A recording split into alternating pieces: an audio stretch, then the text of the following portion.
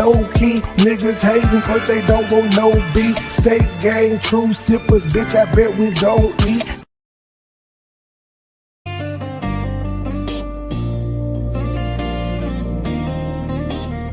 She got a coochie so tight and clean, with a grip so mean it'll snap your pain. That kitty don't purr, it bites and it screams, got me sweating through sheets and seeing my dreams.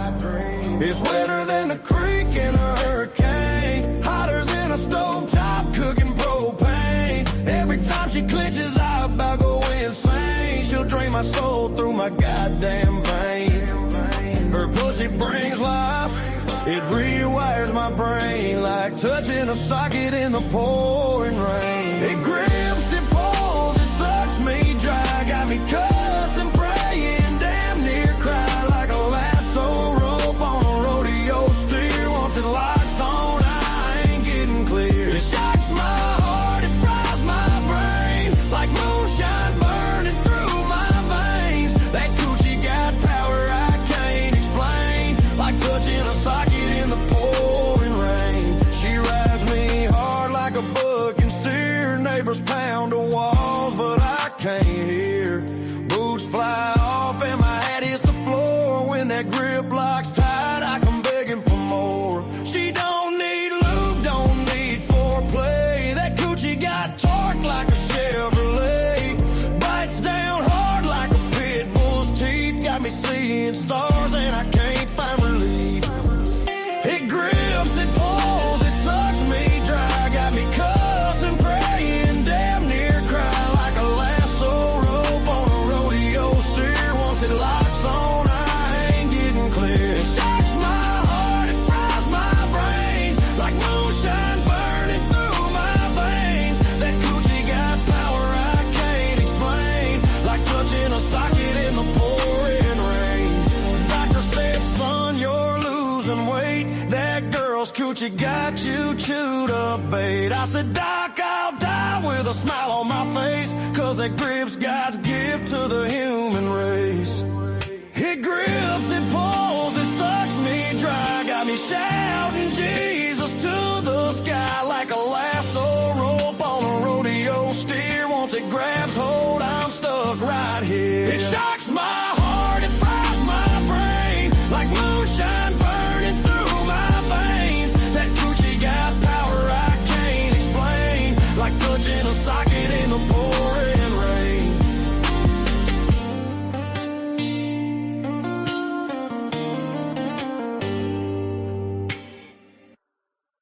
Take a hallelujah. That's about everybody. We miss on the song a lot. Gives me the name about it. This is called Tell Her Never Do.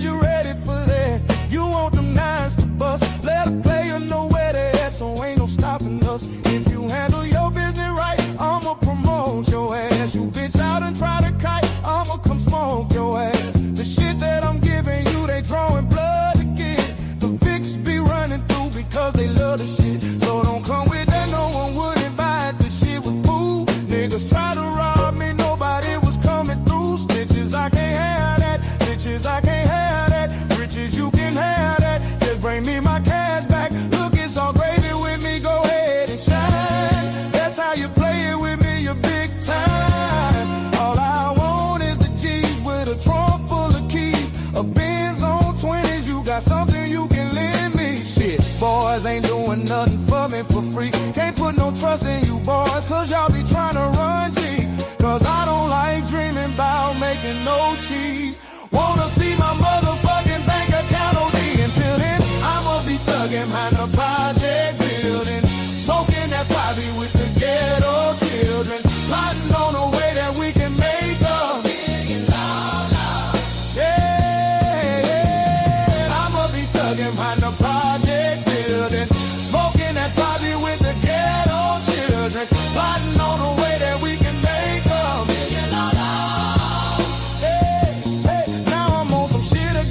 Leave a hater stranded like Gilligan. Hundreds I'm considering. Flexing for $1 million. Catch it, hater, I'm killing them. They spot, but I ain't feeling them. My jacket off appearing them. Some will say it's numerary. Partners in vocifering. Juvenile is different. Look at what I did to them. Boys wearing Reeboks instead of Nikes and Timberlands. Bitch hitters, I be tipping them. My Mac 9, it be flipping them. Some of these haters is trying to run G, so I be gifting them. They will do the same to me. Boys ain't no family. Shit is all a game to me. But nobody gon' handle me. 400 degrees, toting guns, running with me. No wonder we need more money one could receive. Play, I wanna deal with this Christ. I'ma put it open in his life. Never should I fuck with me right. Why you keep ducking me shy? I'ma knock your head off. Boy, tryna get to your fuck, tryna play it off. You made the beat, pussy so wise, you scared. If you mind your fucking business, then your life would be spared. I can't see it. Pussy try to make me out a bitch, I can't be it. I had this motherfucker crow with hitters like Free Nick. You probably can save yourself, but you can't save your neighbors. When my nine get to spinning around like a baseball player. Put on this potato on the end of my nine. Foolishness I entertain to keep these boys in line. Look, cause I don't like to dream about making no cheese. Cause I don't like to dream about making no cheese. Wanna see my motherfucking bank account OD. Until then I'ma be thugging line a project building. Smoking that Bobby with the ghetto children. Plotting on a way that we can make $1 million. Yeah, I'ma be thugging line a project building. Smoking that Bobby with the ghetto children. Plotting on a way that we can make $1 million. Ask some boy about me. Bet them bitches know me. Magnolia head buster out that wild TC. I'm a young hitter. Look at what you done, hitter. You done made me mad. Now I'm gonna get my gun, hitter. Better watch your tongue, hitter. Cause I'm getting dumb, hitter. Kill one hitter to represent where I'm from, hitter. Three things you don't ever do. Fuck with a man, exchange or his mama. You do that, you want drama. Fuck with a big timer for sure. You gon' see I'm out you. Which one of you boys want me? I'ma keep it real with you. You say you the man, I know I'm the man, and I'm ready to deal with you. I'm prepared for the toe tagging. Keep my Reebok strapped tight with my key ball sagging. Now I done rocked a couple of keys, and I done flipped that 2 times. I know I'm in a drought, and they gonna pursue mine. I got bills to pay, I can't be playing with you jokers. These youngsters something else, now you bout it, they'll provoke you. You can't understand how a hitter my age can hit the streets like the bustin' with the 12 gauge. But I don't like to dream about making no cheese in the future. Wanna see my fucking pockets OD. Until then I'ma be thugging on the project. Fucking that title, we can get up to.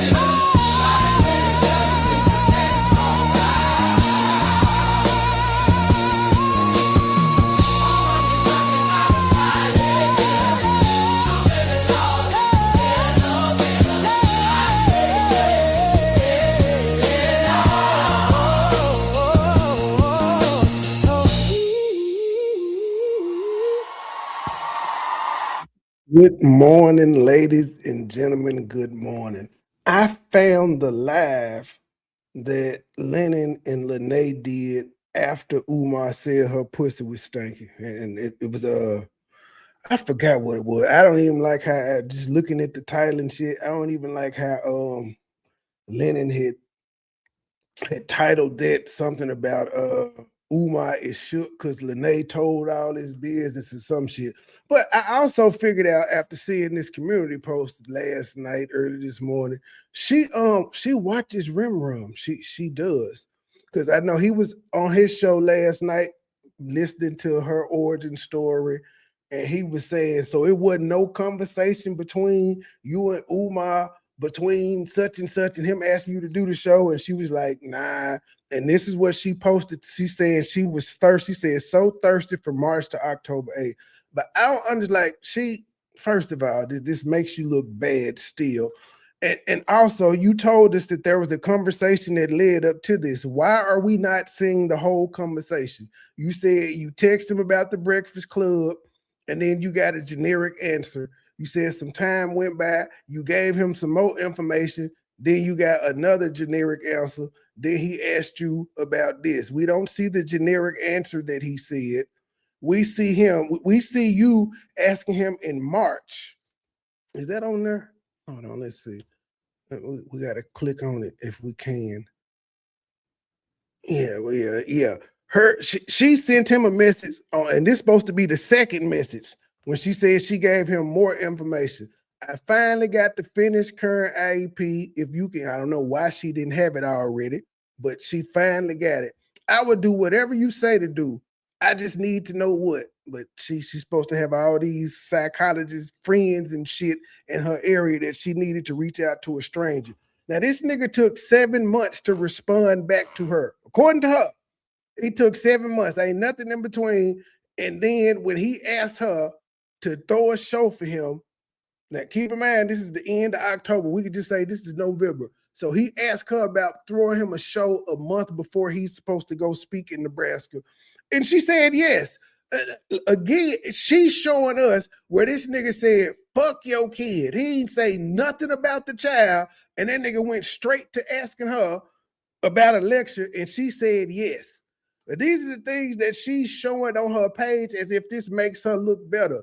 Ma'am, you said the reason you reached out to this nigga was for him to take care of your child. We see you asking about him. We see him ignoring the fuck out your child, and you still threw a show for this nigga. And I'm just going to ask, where is the beginning of it? Where's the first text message that you sent? Where's Umar's response? Where's his generic ass response? It's easy to erase messages and to clip messages and shit out. It's real easy to do. That's the main reason I told you I didn't believe you neither, because you picking and choosing shit, just like you told us in your own live. Oh, ignore that part. I know you see Umar saying as much as he want to fuck, he ain't coming tonight. Good night. Ignore that part because Umar was just so thirsty for it.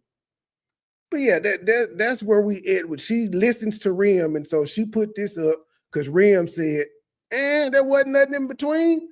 And yeah, we won't know because she deletes all the like. Hey, how you doing? She's in charge of the message. I'm fine. This is unless she goes from the top everything together all the way to the bottom, we can't trust it. It's edited, and she has reason to lie to make herself feel good. But this, I'm surprised Lenae forgot to take this one down.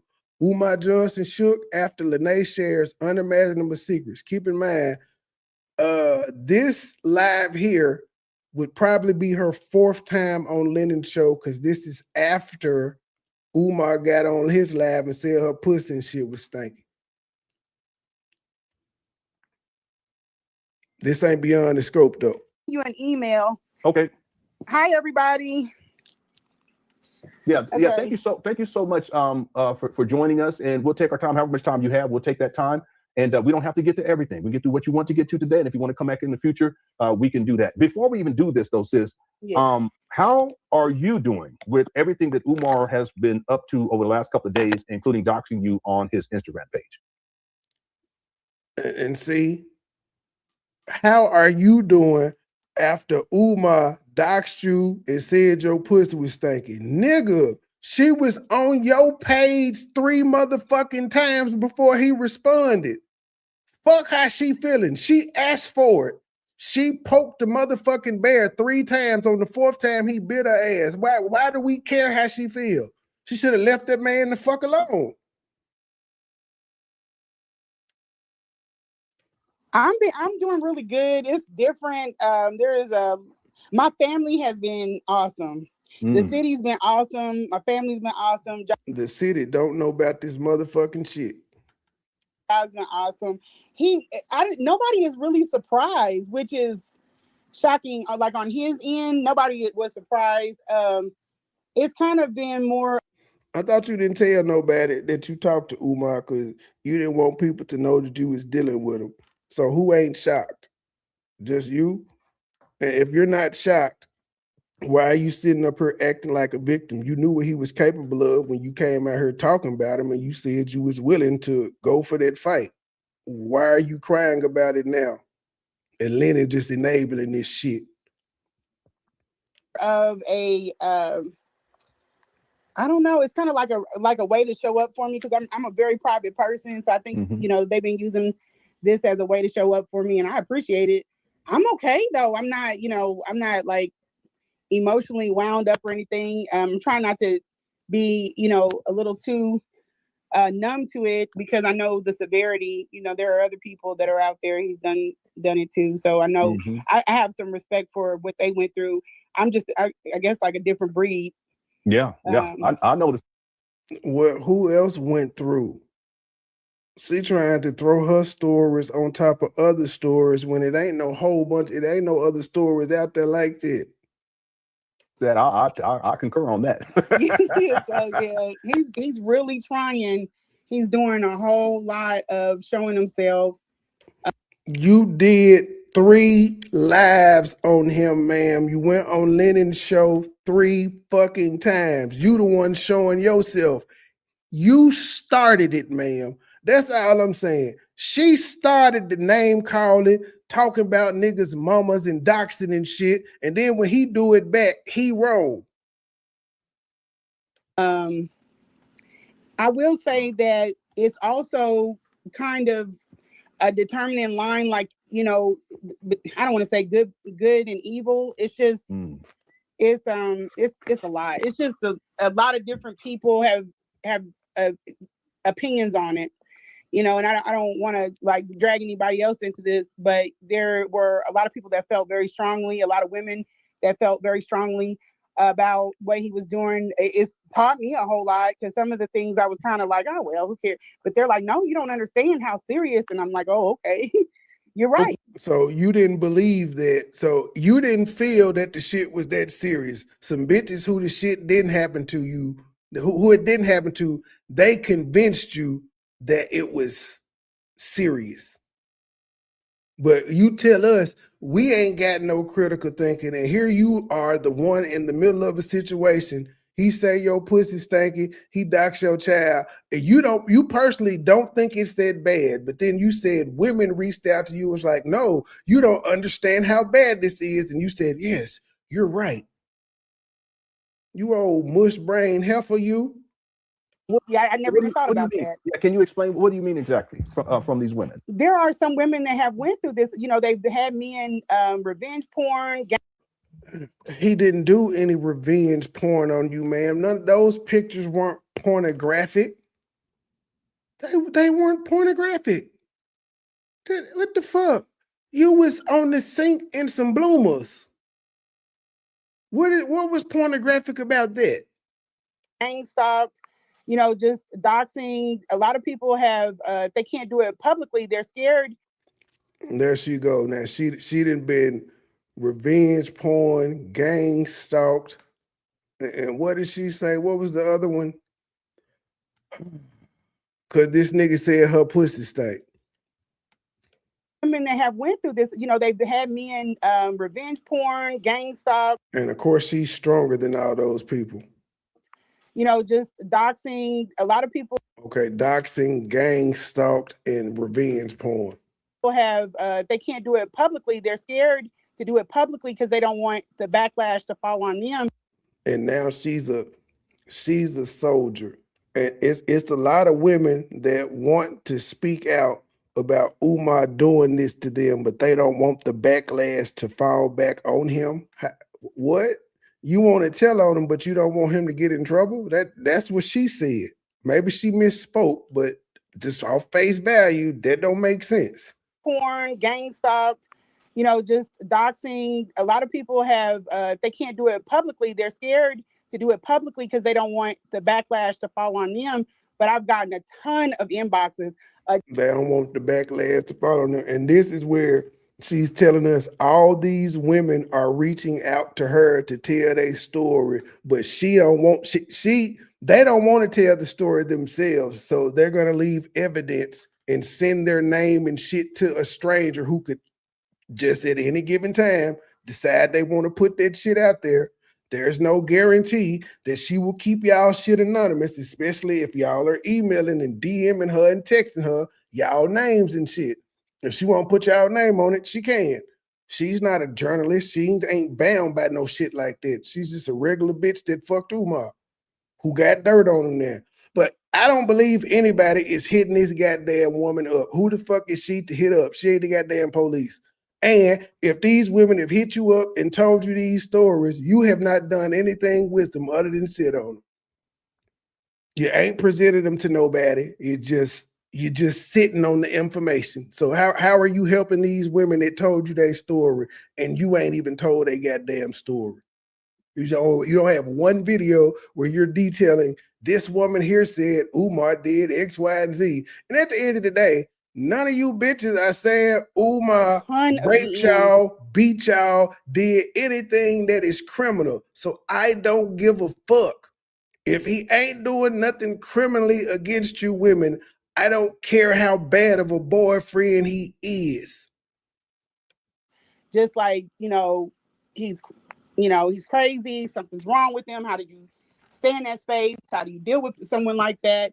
And I just say I've dealt with it. I'm kind of numb to it. After a certain point, I got my head right about what it was, why I was in the space, and I didn't pay him a whole lot of attention. But it's woken me up to a lot of things that happen against women. And I've worked. She didn't know these things happen to women. She did not at the grown age she is. She got 2 adult children. And one is almost grown, and as of 7 months ago, she didn't understand the things that women went through, even though we all lived through the Me Too movement and the Bill Cosby era and the Weinstein era. We witnessed all of that, and the Kevin Spaceys. We witnessed all this shit, but she had no idea what women went through. It took for Umar to say her pussy was stinking after she talked about Umar mama, daughter, house, and all of that 3 times on Lenae's show for her to understand what women go through. You cannot make this shit up. And then this simp ass nigga, because he hate Umar, he just, yeah. He eating it up. He got on a stoic face, but he giddy as a motherfucker on the inside. He's enjoying this smear campaign. I ain't saying he shouldn't, but the nigga is acting. Nigga, let us know that you enjoying this shit. You getting your rocks off. It's beyond the scope. It's beyond the scope. Worked in that space before, but it was always physical, like the physical abuse. Never really paid attention to like the psychological abuse. Then there's a whole nother capstone of men. He didn't physically abuse you. So why are you saying your situation with Umar opened your eyes to what women go through, like physical abuse? You didn't get physically abused.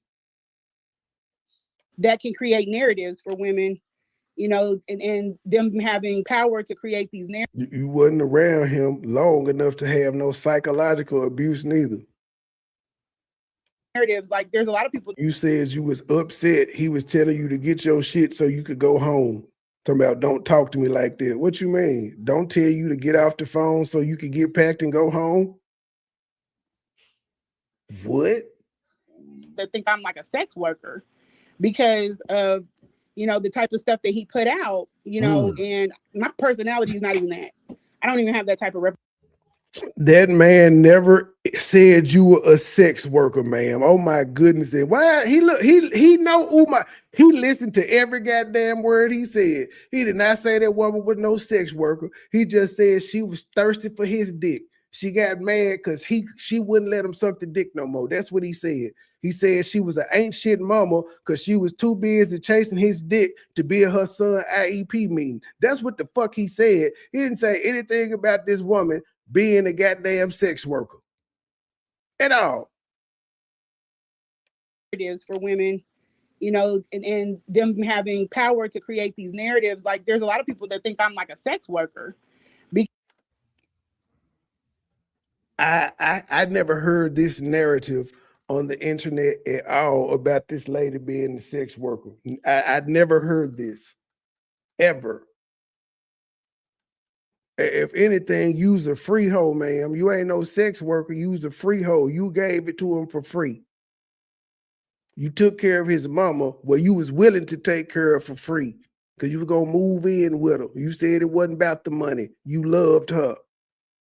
Because of, the type of stuff that he put out, and my personality is not even that. What did he put out that would make people think you were a sex worker? and Lenae sees this shit. Lenae listened to it, and he won't say, well, now, I don't think he did that, Lenae. I don't recall him ever saying that you was a sex worker. But you gotta do what you gotta do for your money. I get it. I don't even have that type of reputation in, you know, my city or anything. But I was like, are they gonna think, you know, I'm promiscuous? No, it's not. Nothing like that's been said or anything. So do you hear how this bitch talking out the side of her neck? She said that some people think she's a sex worker because of what Umar said. But then she said, nobody has said that. No, nobody has said. She's like, I was thinking people was gonna think I was promiscuous and all of that. Well, ma'am, you said people thought you were a sex worker. So if they thought you were a sex worker, then they would think you were promiscuous. But then you said just now, ain't nobody said nothing to me about being promiscuous or being a hoe. So why did you say this man tried to make you seem like a hoe? That type of reputation in, you know, my city. A sex worker. A sex worker. Them having power to create these narratives. Like there's a lot of people that think I'm like a sex worker because of, you know, the type of a lot of people think she's a sex worker, but watch what comes next. Stuff that he put out, you know, and my personality is not even that. I don't even have that type of reputation in, you know, my city or anything. But I was like, are they gonna think, you know, I'm promiscuous? No, it's not. Nothing like that's been said or anything. So it's going pretty. Nothing like that has been said to where people think I'm promiscuous or I sleep around or any of that stuff. But Umar, she said a lot of people think she's a sex worker, but she said nobody has said anything like that to her about her being promiscuous or a sex worker. I'm just saying, this nigga listen to these hoes do this shit simply because of his hatred for Umar. Right there, that didn't make no goddamn sense. And look how he looking. Yeah, sister. Yeah. I know he made you look like a sex worker, but then you just said, ain't nobody said that you was no sex worker. But you know, go ahead, sister. Go ahead. How you doing? Good. Well, I have to ask because we talked about this via email that you received a text message from Umar. The mic. And, okay, take your time. That you received the text message, and Umar thought that he was sending the text message directly to your son. Yeah, can you explain was scary. that? Yeah, can you explain that? Well, I can pull it up too, but can you explain that to the listening audience? Yeah. How about Umar just sent that motherfucker to a number that he had on you? How would you know who he thought he was sending it to? But this sounds contrived too. The nigga just texts. But if he did text your son, so fucking what? What he text your son was not wrong. He simply said, your mama is out here on panels with my goddamn op. This shit ain't right. I'm gonna get my get back, which he did. But I forgot, everything this nigga does is wrong when he respond back. Anything that he did to Lenae, guess what? Lenae had to talk about him first. So it's Umar's response back to what Lenae did and to other people that's wrong, not the shit that they did. And keep in mind, Umar asked all these niggas to leave him the fuck alone. Umar sent cease and desist and everything, and niggas still kept fucking with him. So then when he clapped back, how he clapped back, it's wrong. He ain't supposed to do that. He's supposed to have a higher moral compass than everybody else. He's supposed to be more in control of his emotions than anybody else, even though he's a human like everybody else. Give a fuck how many degrees the nigga had. He still is a hood nigga. Hood niggas go back to what they know when motherfuckers won't leave them alone. Yeah, so I have 3 different phones. One phone I dedicated because when I went out to Philly, my phone number, so one of my phones is jailbroken. Which somebody like me should never have a jailbroken phone, but I have one. It's an iPhone. Explain what that means. So basically, it does more than a normal phone is supposed to be able to do, and that is to accommodate some of the work that I do on the side of working for my employer. So with that, when I was out of town, some way. See how this bitch always got to make it seem like she's more important than what she is. I got a jailbroken phone and it allows me to do more stuff than a regular. Typically, I don't know, but I don't know. Back in the day, jailbroken meant you could just simply take that motherfucker to any network without waiting the 90-day period. I don't know what it means now. I don't know what iPhones allow you to do. It ain't jailbroken where you could download shit without going through the Apple Store. My phone stopped picking up the SIM card and it was stuck in SOS mode. So I had to get a Philadelphia phone number. Mm-hmm. When I got the Philadelphia phone number. She got a Philadelphia phone number. Why? My employer. So with that, when I was out of town, some way my phone stopped picking up the SIM card and it was stuck in SOS mode. So I had to get a Philadelphia phone number. Ladies and gentlemen, that there is a lie. I can go to any state in the United States of America and go purchase a phone and they will ask me, what area code do I want? You do not have to be pinned down to where you bought the phone from. If you live in Kansas City and you buy a phone in Philly, you can get a Kansas City area code, ma'am. You do not have to go with the Philly number. That's bullshit. That's straight bullshit. I know, cause I got 3 phones. Every time I get one of them motherfuckers, they ask me what area code do I want. Sometimes I think about getting Mississippi. Sometimes I think about getting Nashville. But I keep the Memphis area codes. But you don't have to have a Philly area code. But okay, you had to get a Philly area code. Cool. Mm-hmm. When I got the Philadelphia phone number, Well, this the first time you went, the phone fucked up.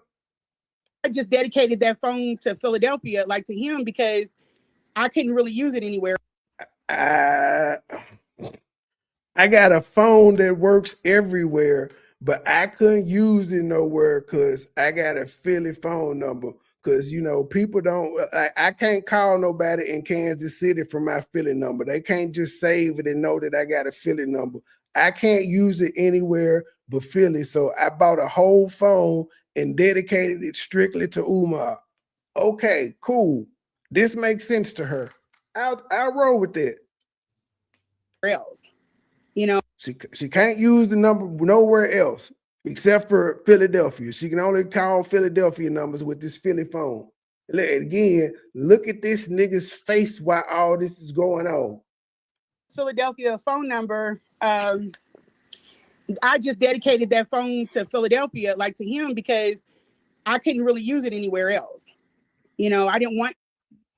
I'm just waiting on somebody in the chat to tell me why she couldn't use that number nowhere else.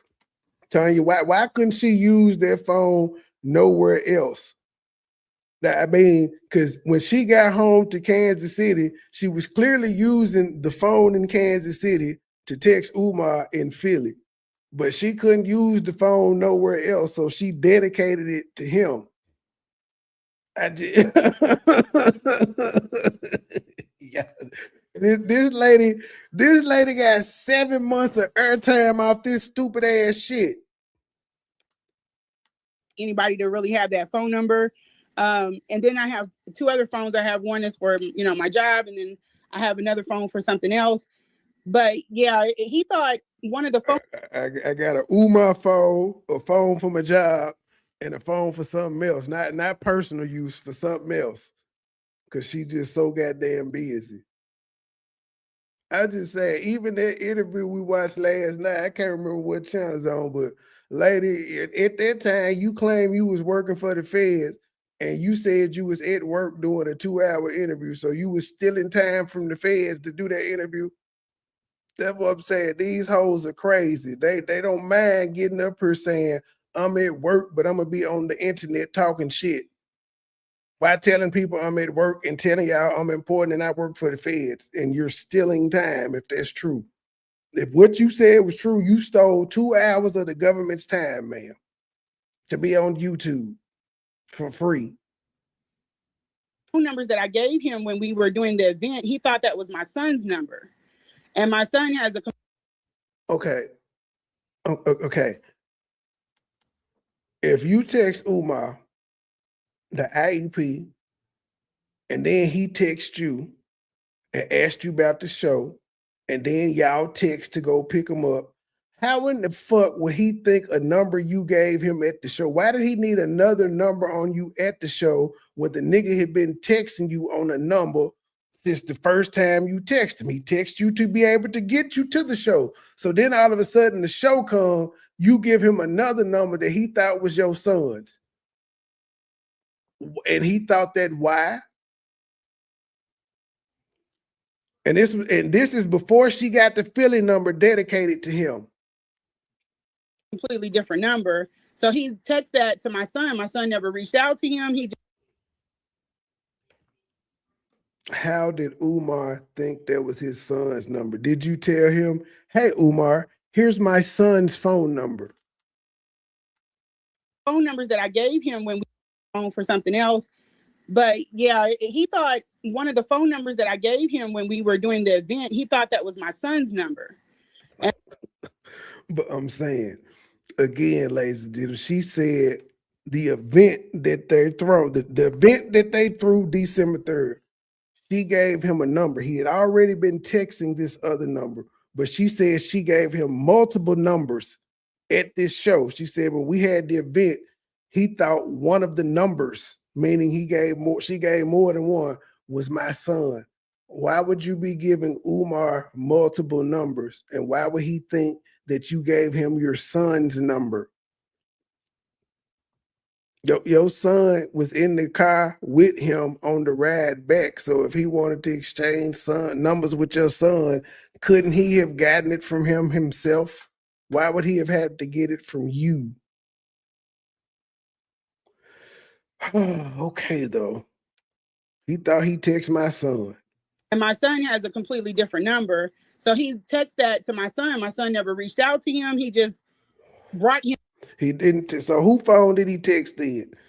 If it ain't your son's number, whose phone is it? Him into the situation. Like he was looking for somebody to kind of allyship with, which that was the wrong person. We are very close-knit family. Y'all are so close that you didn't tell your son that you was fucking Umar. You hid it from him. That's how close y'all were. After your son came to you, or after you found out, because you said he didn't come to you initially, but after you somehow found out that y'all thought Umar stole a check from y'all, you still fucked him.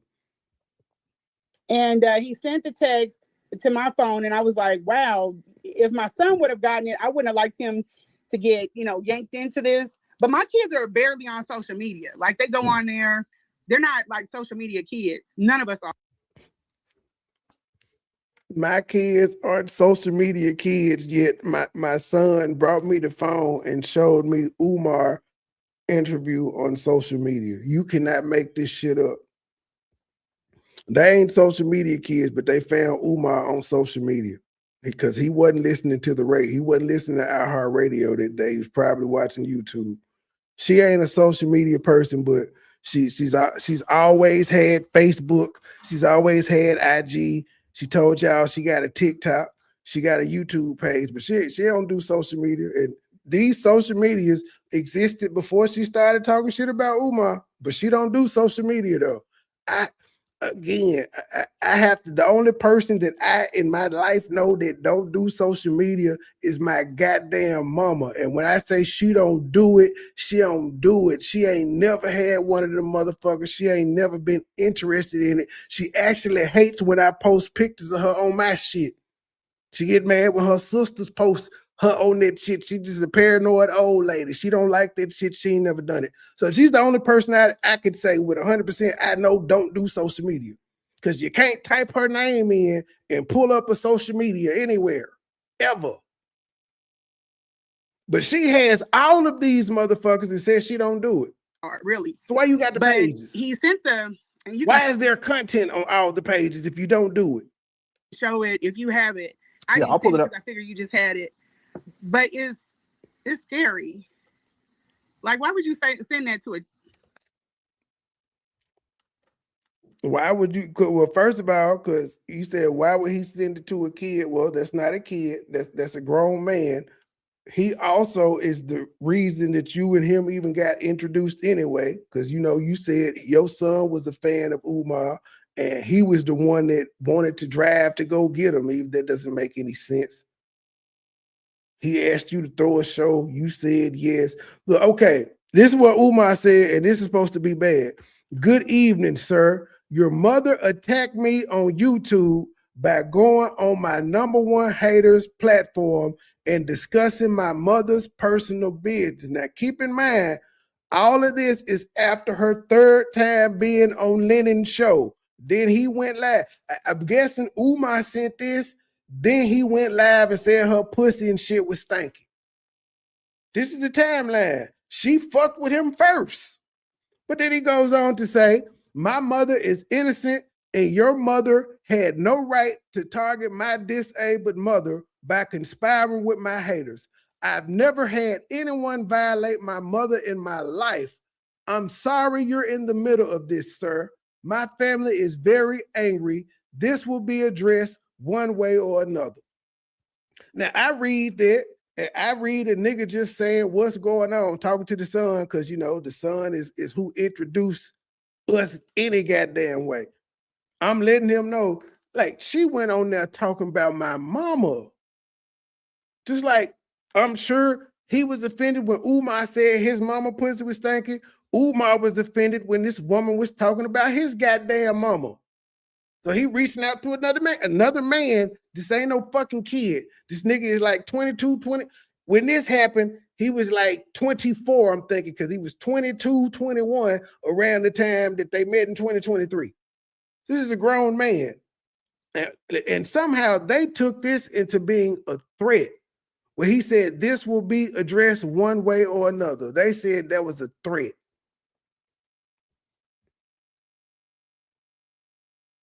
Again, this is after she has been on Lenae's show 3 times talking about him. He ignored the first 2. On the 3rd time when she was talking about his mama and his mama pussy stinking and the house being hoarded and nasty, that was the last straw for him. He ignored the first 2 interviews. A young man. Yeah, especially where his mother's concerned. Yeah, let me read. I'll read a little bit of it, and then let's get your response. So this was sent at 11:22 p.m. and it says, "Good evening, sir. Your mother attacked me on YouTube by going on my #1 haters." And y'all, if I forgot to point that out too, in that message I showed earlier when she reached out to Umar talking about I got the IEP, why was she sending Umar that shit at 2 o'clock, 3 o'clock in the morning? It's 3 o'clock in the goddamn morning, and she texting the nigga she don't know about her child. Not doing business hours. At least he had enough sense where he responded 9 hours later. It was at 11 o'clock in the morning. But she really was up constantly texting this nigga at booty call hours, disguising it under I want to help my son. What made you think this nigga was up at 2 a.m. and then y'all on different time zones? So it would have been about 4 or 5 his time. Platform and discussing my mother's personal business. My mother is innocent, and your mother had no right to target my disabled mother by conspiring with my haters. It's interesting that he says he's suggesting that you targeted his disabled mother. You were the one taking care of her, right? Yeah, right. Sir, she did not tell you. When you say that, you act like this bitch took care of his mama every day. She took care of this mama 3 times on 3 different incidents. So no, she wasn't the motherfucker taking care of him. Ask that bitch who was taking care of her in the months that she wasn't there. Ask that bitch who was taking care of his mama before she got there. Ask her how she know about agencies if he don't hire nobody and nobody was coming through. But she's able to say he was arguing with agencies over the care of his mother. He trying to say you targeted. When she went on the show and started talking about his mother, yes, she targeted him. And then this bitch Retro, at this time, she hadn't called about his mama. But people started talking after the last interview, and now all of a sudden when she go on these other shows, she was like, well, yeah, I had been called. I just couldn't say nothing. Why not? What do you mean? Why couldn't you? You talk about every goddamn thing else. And this had nothing to do with his mother. His mother was, no one attacked her at all. Quite the You did, man. You didn't have no reason bringing this nigga mama up. The issue is him. The issue is him. Now y'all done made it about how he treat his mama. It's supposed to be about him scamming it's supposed to be about him scamming the black people for the money and wasting the money. Then on the other hand, you niggas say, how you taking all that school money and you got your mama living on Section 8, as if he spent the money on that, they wouldn't be complaining about that, saying he misappropriating funds and yada. You can't win with niggas. You just can't. Opposite. That she was one of her and the daughter were one of the underlying reasons that I wanted to say something about. And the people like, where the money go? Where the money go? Where the money go? But it's funny, every time he got to pay $100,000 water bill or some shit like that, the nigga manages to do it. But everybody keep asking him where the money at. I ain't even trying to be funny. I'm not taking up for, well, I am taking up for Umar in this instance. That's not my goal. I am doing it, but I'm just saying, they always say, where the money at, where the money at, where the money at, and then when one of them big ass bills pop up that they see as open records and make fun of him for, he got the money. The school's supposed to have been gone, y'all, because y'all said he didn't have the money. Y'all said even if the bank accounts wasn't frozen, he ain't got that type of money because he didn't spend all the money. The money is gone, is what y'all niggas have been saying. Yet he was able to, y'all ain't seen it on the sale list no more, have you? I'm just saying. Him. If you notice too, this number is not in this phone anymore. So it's like, ma'am, you could have just simply unprogrammed his name. We're not stupid. His number ain't even in there no more. And that's an Umar Johnson number. So why would he even be blocked out? Why would Umar Johnson's number be blocked out and he give his number out all the time? But anyway, cool. But his number's not saved in there because, and it took me a while for it to register because, like I told you before, he was sending people into my space, like his supporters. He would have them sending me threatening messages. You can't prove any of that. And you ain't sent no threatening messages. Well, one of the messages you put up there was from his fiance. That wasn't a threatening message. She was just like, I told that nigga you wasn't shit. That's what that was, and I'm glad you out of our life. You didn't add shit to it anyway. That's what I saw. That wasn't a threatening message. And that was somebody that already had your number. Y'all were already talking because apparently Umar hoes know about each other.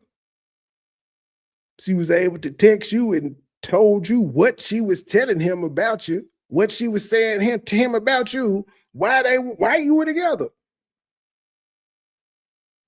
And I had gotten rid of all of those, but I brought them back up because I forgot that deleted messages, it holds them. But so this.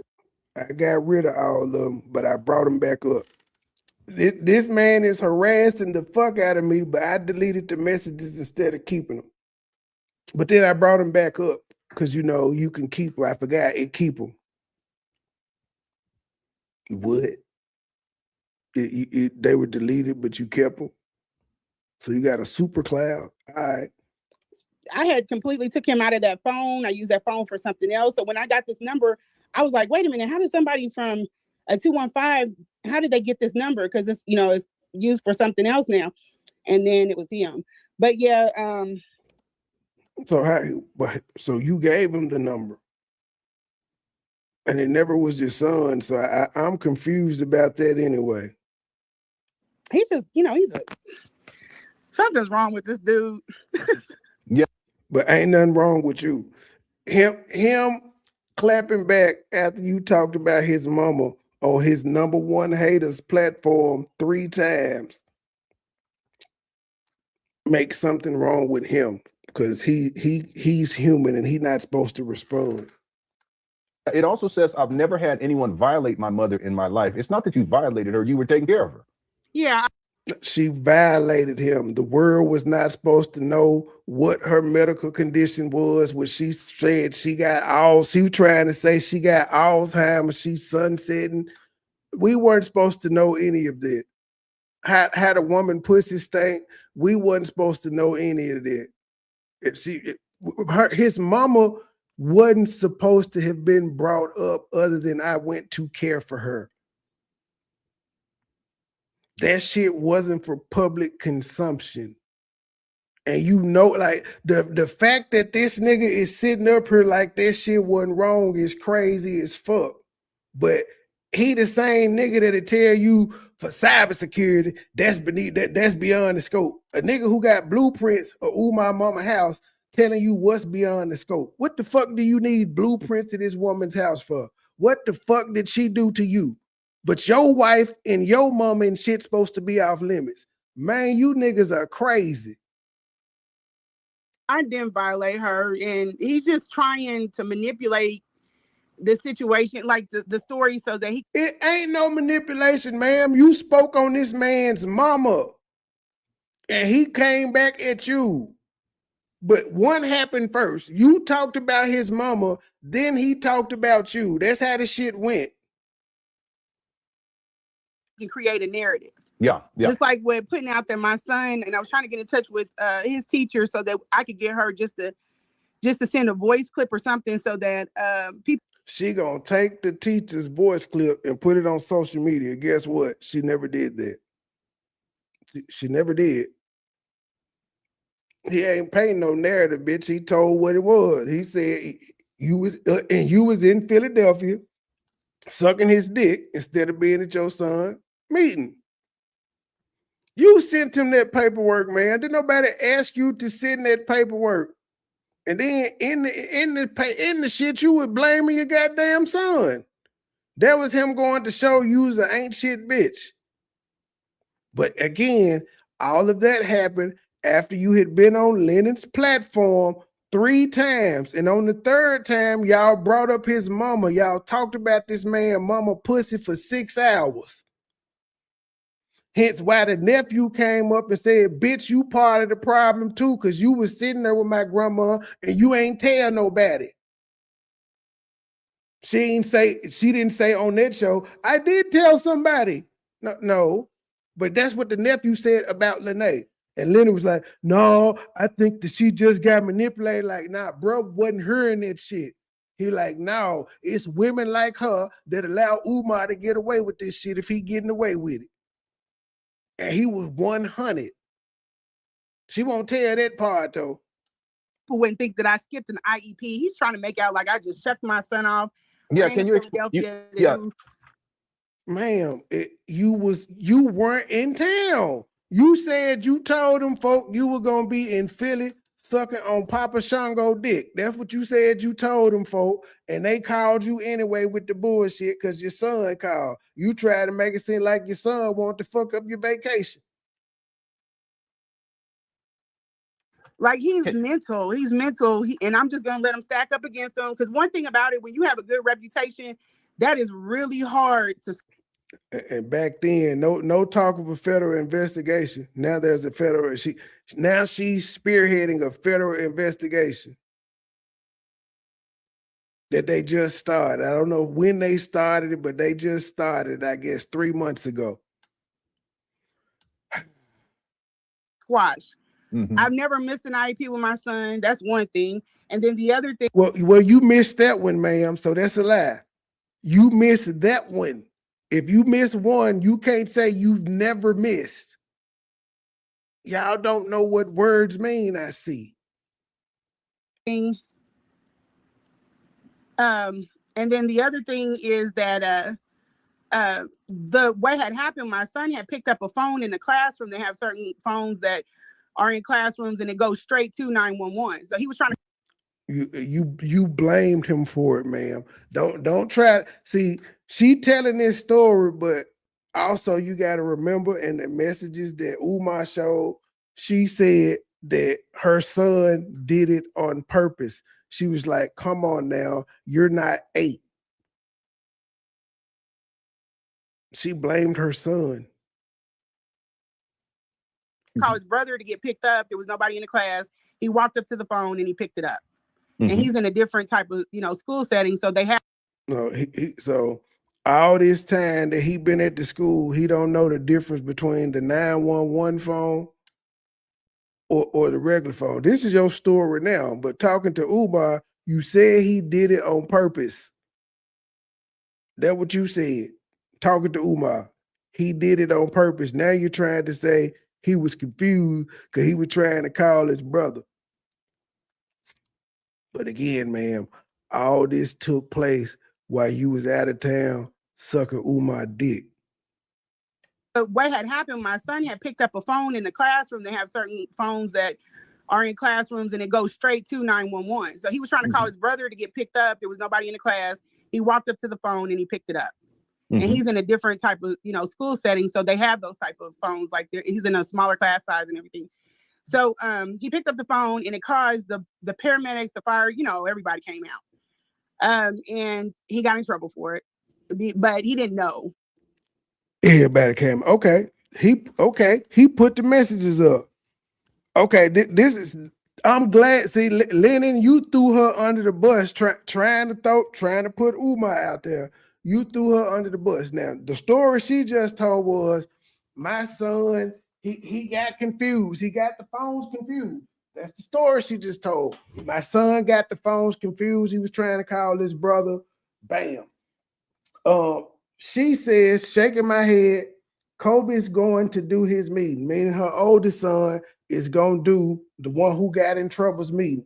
She said, they knew I was out of town from the phone meeting I had here. So she had already had a phone meeting with them people while she was in while she was in Philly. And I for full disclosure, I have dated some women where like motherfuckers would call every week and they would be on the phone and shit, and the people would be telling them shit. She would be sucking dick while this was going on. She was not studying what the people were saying on the phone. But it's the thing, they be on the phone for about an hour telling them the new plans they got for their child and this and that. Then they may ask a question or two.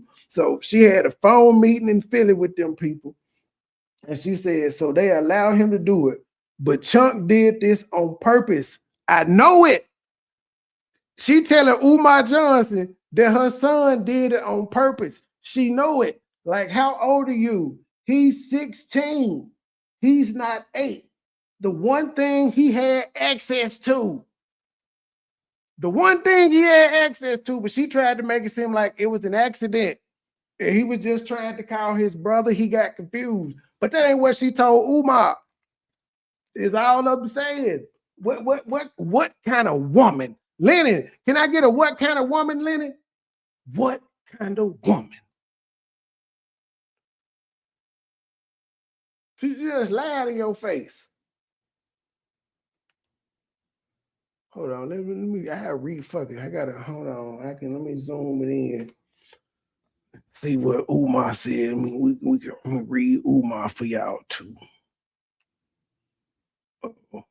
All right. This woman, Siobhan Stone, aka Lenae Stackz of Kansas City, Missouri, is so trifling. She missed her son's IEP meeting to come to Philadelphia. She had the nerve to tell me that her other son, who is a young adult, was going to stand in for her at Chunky's IEP meeting. Are you serious? Your son has autism, is always in trouble, and you willingly missed the meeting to chase Shango Stick in Philadelphia? If you live in Kansas City, Missouri, and you know Chunky's father, please have him call Dr. Umar. I will help that man get his son's IEP services in order for free. He needs to get custody of his son from this woman. You have a lawsuit against the school. However, Siobhan is too thirsty chasing penis to help her son. I don't see where the lie at. Where is the lie? You was in there. You said they knew I was out of town from the phone meeting I had here. You had a phone meeting with the staff while you was out of town. He said you was up there to fuck Umar. So how is he lying? You missed the meeting. All right, man. I don't know how, Lenae, I did ask you yesterday to release the files. I don't know if you released the files or you forgot to do this one, but good looking, my G. I'm gonna say you released the file. Thank you. I don't even really need the other ones. This one's good enough. This is 6 hours of gold because I know she talked the whole motherfucking 6 hours. There's not a doubt in my body. I could play with this live for 4 days. Probably going to too. She said she said she called and she got the dates and times that they went over there, even though she wouldn't do it. It's like if I call CPS on somebody and made a complaint, I can't call back and ask them, yo, you have an update? And they tell me, well, we sent somebody over there on the 29th, the 28th, and the 27th, and didn't nobody answer the door. They're not going to give you any of that fucking information. But she claims she got dates and times that they went there, though. But he got in trouble for it. They wanted me to come in. And this situation was not like where he was trying to, he just needed to have somebody come in. They knew that I was out of town. That's why on the letter, it was caretaker. Mm-hmm. And it was, went to the school, talked to. But you were out of town sucking on that nigga dick. And this letter came after he made the phone call. They don't give a fuck if you out of town. They need to speak to an adult about what the fuck just happened. It just so happened you was out of town sucking dick when he made the phone call. When you had the weekly phone call about what was going on, they ain't had shit to do with his behavior. Those are done over the phone. So that's no harm, no foul. What happened is when he got in trouble, you just so happened to be out of town. And since you were out of town, you had to ask them, could your oldest son go up there? Not his daddy. You ain't sent his daddy, you sent your oldest son. But you and your baby daddy got a great working relationship. Y'all had 3 kids together, and he ain't bothered to go up there for that meeting. They were like, he doesn't need to pick up that phone anymore. And they swore he knew about it. He said he didn't know about it, but they swore he knew about it. He said he didn't know about it. But ma'am, you told Umar that Chunk did it on purpose. It is your words. You believe the school. You didn't believe Chunk. You believed the school, ma'am, and you told Umar as much. Like, come on, man. You 16, not 8. So you don't understand the autism then if you had to question your son that way. What kind of woman, Lenae? Lenae just listened to this shit, and she was very credible after hearing this. Yeah. So he did say he got in trouble for that, even though he didn't know, right? Yeah, he got. Yeah, well, he didn't get in trouble like that. They just needed to talk to me because the next time it was a suspension because they get fined for sending out, paramedics and fire trucks and all of that for no reason. Right, the school picks up a fine, so they gave him the benefit of the doubt. He got in trouble from me. So they sent everything out. It wasn't like a fire alarm pull, but they sent everything came out. Normally they just send one. But okay, they sent everything: police, fire, and medical, EMS. But he didn't get in trouble from the school. Yeah. But the next time, just to make sure, the next time they understood, I would be paying that fine, and he would be in some serious Dutch. Yeah. That woman ain't called. She came out here and told the world she called because the world was asking her. Some people in the Cookie Crush chat was asking her, well, how in the fuck you ain't called? And then it was some other content creators that was coming out criticizing her as well. Like, you saying his mom was so bad, why the fuck he ain't called? And then all of a sudden, I did call. I just couldn't say nothing. But she had once told y'all, I didn't want to get her hurt, and I still believe Umar would get it together and such and such and such. I felt sorry for him. She had all these reasons why she didn't call, but then she turns around and tell y'all, well, I had been called. I just couldn't say nothing, even though there was nobody that said she couldn't say anything. Because that ain't cheap. So what now? Just for clarity, could correct that. She hadn't called at the time. The nephew said she part of the problem. What she's referring to is that Umar, he spun a whole other narrative about what took place because it's basically about a phone. What Umar does is he posts this on his Instagram page. So he didn't spin a narrative. He told the truth. That he did not spin the narrative. He told the truth. She was out of town fucking him when her son got in trouble, and then she had to send her oldest son there. She didn't try to say, look, I told y'all I'm out of town. I'll be back on this date. Can I come in this date? Nope. She sent her son. She didn't try to send the child's father. She sent her son. And then she blamed him for it. He's 16, not 8. The one thing he had access to. I wish I could see the rest of the message. I wish I could see the rest of it, but she's clearly blaming her son. The one thing he had access to, the telephone. He used it, got in trouble.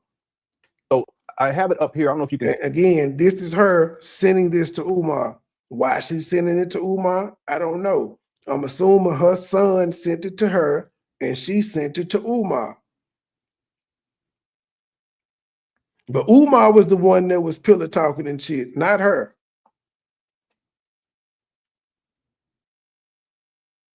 See it, sis, but let me read what Umar stated here. This again is Umar painting a false narrative. He's known for doing this because he did the same thing. And then you see he got it in there, Siobhan, Kansas City, Missouri, Philly phone. So this is the time that she has the Philly phone, and it's dedicated just to Umar. So Umar got her original number that she texts from, where they set up the initial speaking engagement. That's one number. And then when she went to Philly, something happened with her phone and she dedicated a number to him. So he texting the number dedicated to him, or she texted that phone. She texted him from the phone dedicated to him, showing him this paperwork and blaming her son. Yep. That type of mama. With the conscious stripper. But Umar is the one who changed the story up and spent the narrative. He just kept it real. The same thing with other women that have come out to speak about him. Umar says this woman, and then he gives your information. I'm sorry to go back to this. If you don't mind, that's okay. It's already it's okay. I know, but I know you protect me good, but yeah. If you don't, hey, like I'm gonna have Umar looking like Obama going against this bitch. Just this bitch here. He'll look like Obama, because there's no reason for her to be doing this. This man did not do shit to her. Just like he didn't do anything with Mary Ann. He didn't do shit to these women. They just out here telling their story because they know it's thirsty niggas like Lenae that'll listen to them and help them get a platform and build and get them some money. Come on, let me just go. I'm going to do that anyway, just because that's how I am. So before and we'll come back to it. Let's go back to this right here. And what we can do is this last part.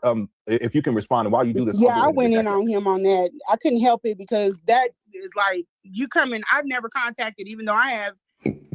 What do you mean you went in on him? What you went in on him?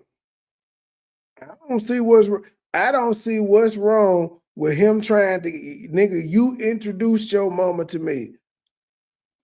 You may hear what I'm about to say about your mama. So I'm giving you a heads up why you may hear some nasty things about your mama come from my mouth. Numbers, I don't see nothing wrong with it. No harm, no foul there. He ain't threatened the little nigga. He ain't called the little nigga out his name. He just pretty much snitched. He let him know your mama is a hoe, without even calling her a hoe. He called, what he said here pretty much is your mama is a messy bitch, without cussing her out. Contacted anybody about him or about his mother's situation. I never contacted them after the fact. I didn't have those phone numbers when I was taking care of her. He just left me. I ain't had none of his relatives' phone number when I was taking care of her, but now that I'm not taking care of her, I got all the relatives' numbers now. She got all the relatives' number. Okay. there, no, contact person. If he got hemmed up somewhere or something, he got into a car wreck, one time, he never left any like emergency contact. I wasn't taking care of her at that time, but still things happen, and I have your mother under my care. If something happens even to her and we can't get in touch with you, there's no contact number. But at any rate, just the fact that he crossed that line and contacted my son. You crossed the line telling the world this man's mama pussy stank and she had sores on her ass and she don't go outside her house nasty. Because at the end of the day, it's her house. You crossed the line first. You cannot play victim after you did some foul shit first. 3 times.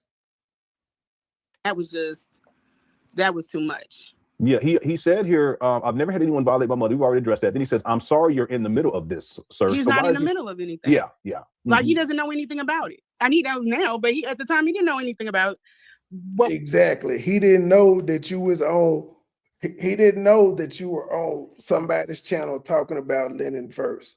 And then, of course, he's a young man. He do social media. If he don't, his friends do. They know he brought Umar to Kansas City once. Now, all of a sudden, Umar is saying Siobhan Stone of Kansas City, Missouri got a stanky pussy.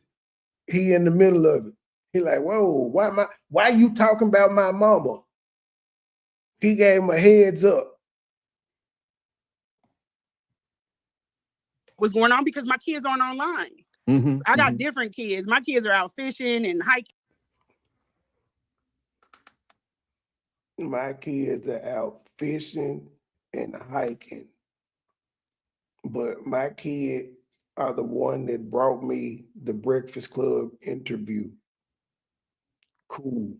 And they don't, my kids be touching real grass. They be hugging trees and touching grass. They do not care nothing about what's going on. Yeah, that's awesome. Because kids, my kids.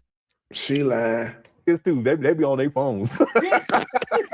And even with that, they're on different. Your son was a Umar Johnson fan.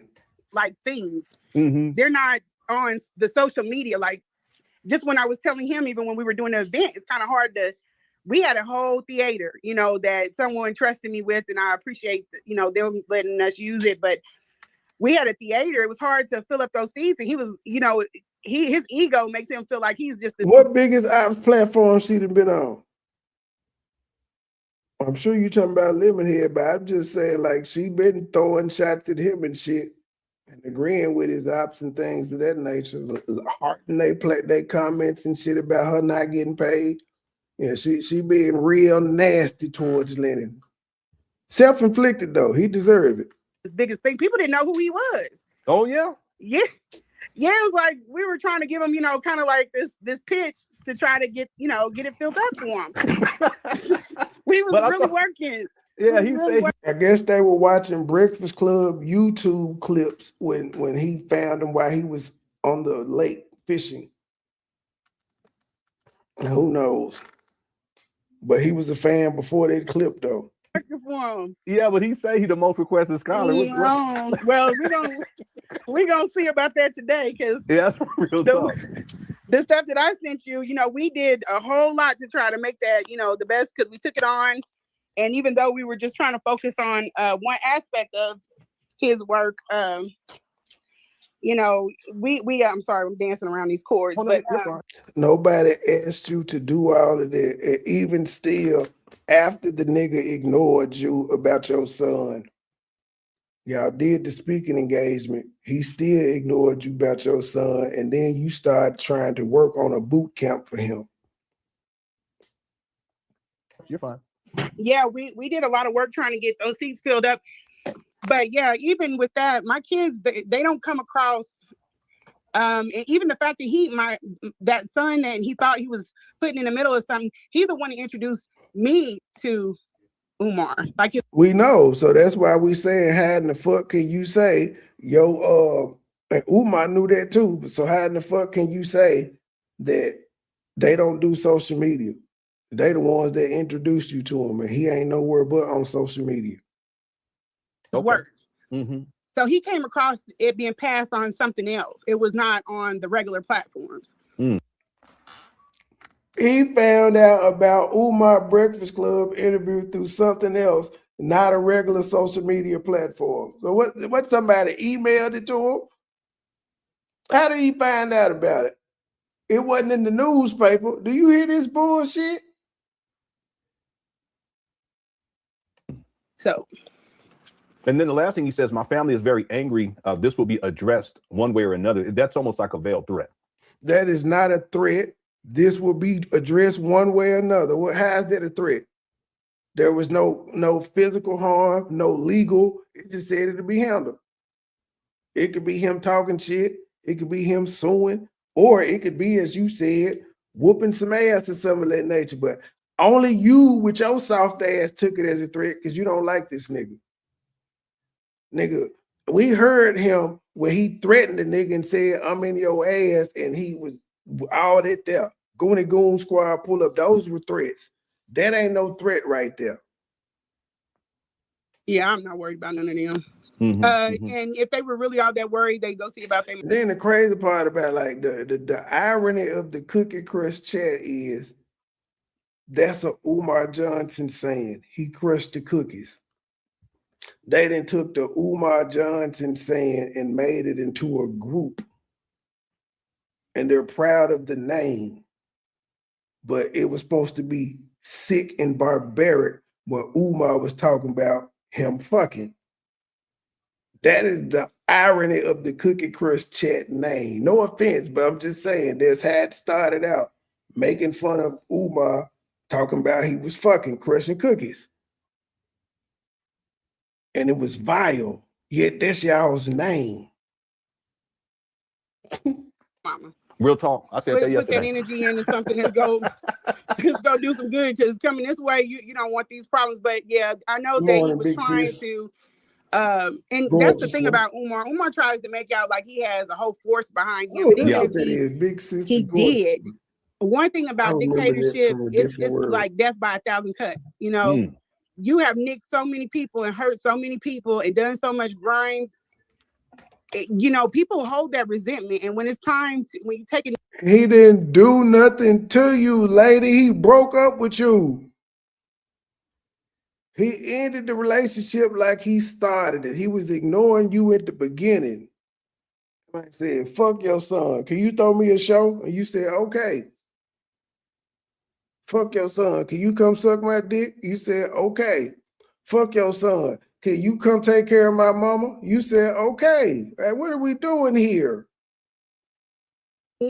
That's when they're going to dogpile you. And he has hurt a lot of people and done a lot of evil. So that's why he stays in drama. He ain't did nothing to you. He don't stay in drama.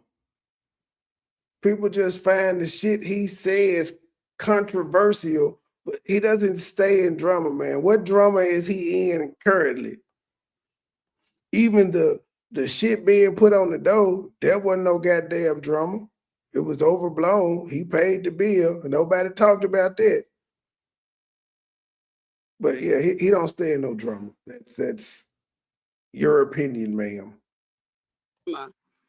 It's still people that are in Philadelphia that have issues with him. He's not that's true. loved in that city. Not by what I didn't. I'm sure there's people in Kansas City that has issues with you, ma'am. That's had to be.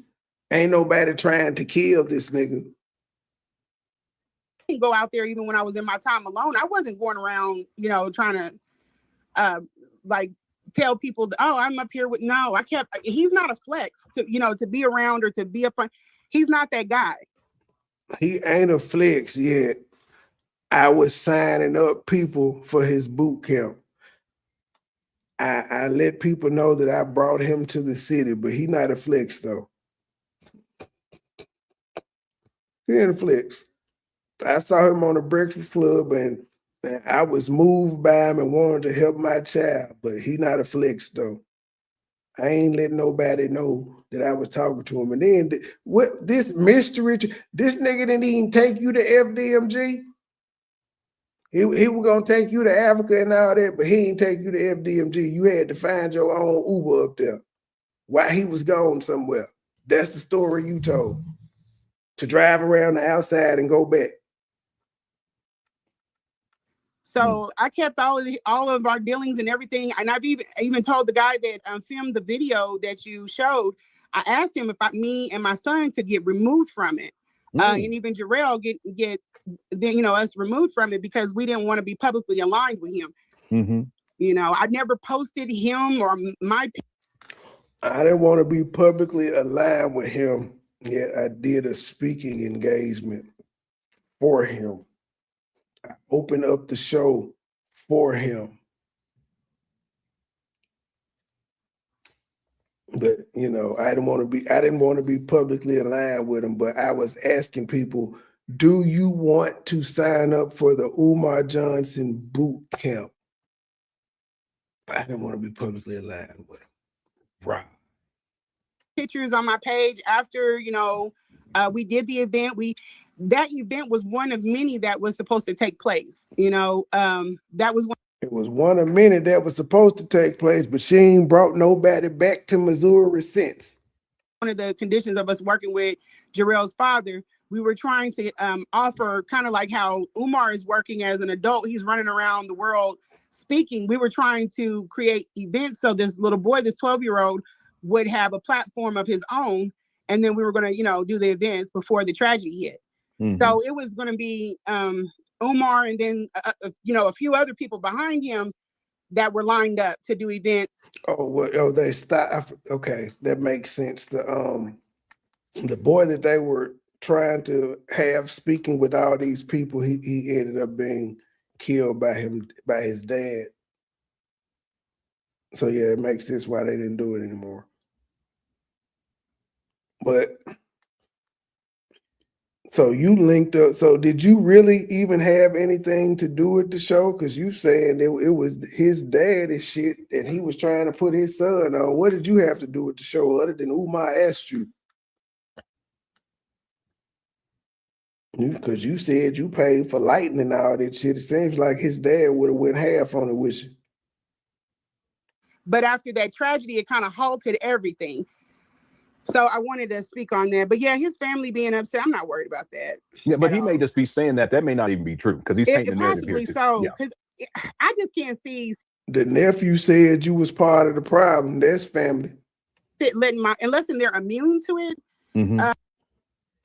Where I was talking to my girlfriend, she was like, some people live like that and they're immune. But I don't think that he is, based off of the video that you showed before, because he was trying to say he was moving. He's in the process of moving. Does his house look like that or not? Because even what we saw when he had the camera slip, it wasn't that bad. We black. We didn't seem worse. That wasn't that bad, and that's what you said his mama's house was. You were like, it's like that. That ain't that bad. You can walk around in there. According to you, you couldn't walk. You had to step side by side, stepping over shit. That shows like, you kind of know that this space is messed up. So are you just lazy, or maybe he doesn't? I don't know. No, and some of that, I have follow maybe a page and a half of follow questions. So, and that was one of the questions, and we'll get to that a little bit later on. Okay. But I think with Umar, in that scenario, he was exposed, and he wanted to come up with an excuse as to why he was living in filth. Yeah. Now, if he wasn't exposed, I think he's perfectly comfortable in that, because that's the pattern of behavior for him, living in filth. Yeah. Right? Yeah. So it may not. He may just be immune to it in the sense that it doesn't register in his mind. And like you had said in the first interview, he may have been raised in that type of scenario anyway, and it's just something that doesn't register in his mind. Yeah, because just even looking at some of the stuff in the house, I was just like, it's been a long time since, Still no pictures. We ain't got no pictures of the inside of Umar mama house. Some things have been turned over in this home. So yeah. What do you mean? What do you mean by that? So, some of the things in the house. Just walking into it and looking at like the condition of the sofa, looking at the condition of the chairs. He did tell me that he needed to have like he wanted me to decorate, or he wanted me to come in and fix things up and everything. And hey, that's my thing. So I was like, I was on. Everything is her thing. Everything. There is nothing this bitch can't do. On it. So he kind of sets you up with these false narratives, and you're not understanding that it's really him trying to protect protect, himself, you're actually thinking that he's really interested in doing these things. He just wanted to make out like he was aware that the house was bad, it had issues, and he was willing to change it, or he just didn't have anybody to change it. Did he tell you anything about the condition of the house before you got there? He said some people think he's a hoarder. Like, what do you mean? This is cap. All this is cap, and this is based off what she learned from Lenae with the camera slip. Explain that. What was the context? Were you guys texting or you were talking? No, we were on the phone. We had a really long phone conversation before I actually got out there. He was trying to prepare me. And honestly, I was in a mind frame that I don't judge. Like, I went into space. I've had to go out of town to get women out of bad situations. Same thing as Mary and Laurie. All these helpers help battered women. They all doing all they. When do these hoes have time to sleep? I've been in all kinds of different types of homes, and I don't pass any judgment. But so I was prepared to see something, that he lived different. I didn't prepare for it to be what I saw. And like, he wanted to talk about, and I think that's when he was trying to cover up for himself, like, oh, there's no woman. I need somebody here that's going to be able to do that. So if you're a woman and you're going into that space with the idea, okay, this is a bachelor. He gonna live like a bachelor. He's gonna be. But how could you think he lived like a bachelor if his mama stayed with him? That's not bachelor. Bachelor means you live by yourself. If you stay with your mama or your mama stay with you, that's not being a bachelor. So how could you have thought that? Eating out of the ice cream bowls and stuff like that, it's I understand, but that wasn't what it was. It was this is like what you said, is squalor. Yeah. This is like, you're not paying attention to cleanliness at all. This is not him knocking over something and spilling a little something in the fridge. That fridge needed to be thrown out. It couldn't. You can't do anything else. We ain't got one picture of the fridge with that. And where did she eat? Where she put her food while she was there? She had to eat for them 7 days. So he told you specifically that people, did he say who thought that he was a hoarder? Or he just said people think that I'm a hoarder. Yeah, he just said generally people think he's a hoarder. No, nobody ever thought that. So there's just a lot of piles of stuff. There's just, I can't put value on anybody's stuff just by eyeballing it, but just in there's just a whole lot of stuff. Like, there's piles and piles, like he has it. Keep in mind, this ain't his house. This is mama's house. Piled. And a lot of that could have been alleviated if he just bought like shelving and put the stuff away. It's like sitting there stacked, like just sitting there and stacked. Like, it's not tended to. It's left. Basically, how you were saying, or how I was saying before, where he doesn't deal with things, he just basically lets them sit. And then more. And I'll tell you something else. He has a ton of in the house. Those donations, well, in bulk mail, when you work for the post office, they allow you to pick up like fan mail and stuff like that. You can have their crates. So they say United States Postal Service on it. He had an unusual amount of those things in his house, but you're supposed to return them. But he's using them as caddies. Oh my goodness. So that is what I found, the juice and the cleaner mixed in together. Like, it was like, you're supposed to return those. But he didn't. He's using them as caddies. And I found the juice and the cleaner in there together. Like, in there, just like you had just put out juice and cleaner in a caddy and stuck it underneath a dirty sink. Okay, so real quick, when you say caddy, you're talking about the mail caddy for males? Yes, there's like these bulk containers. They are made out of plastic. We have a ton of them at our job, where they hold bulk mail. And like sometimes small packages or whatever. You know why they got a lot of them at her job? Because the bitch probably work at the mail room at the IRS. They're white bins. And they say United States Postal Service. It tells you to return it upon, And he's using them as caddies, as in like totes, like what we would have. What you said your wife keeps her spring clothes in or winter clothes. Yeah, he's using it as totes. So he ain't trying to buy none from Walmart. He just who cares? He's supposed to be returning them and he keep them. That's nigga shit. Who cares? Yo, so he ain't trying to buy none from Walmart. He just, No. Now, this is something that I was concerned about. And during your first interview, you had said that he had mixed, I guess, in one of these totes or some of these totes. Keep in mind, he said during your first interview, this interview number 4, his mother's juice and cleaning supplies. Yes, and I'm gonna tell you how bad the ego on this guy is. I separated it. I took it. I wiped it down. I separated. I pulled all her juice out of there. Wiped them down with a rag, and I wiped them down and separated it. I set them on the edge of the table. Now, mind you, I didn't went home and I didn't came back, but it's like a matter of a couple of days. Mm-hmm. When I came back out, he went and put it right back the way it was.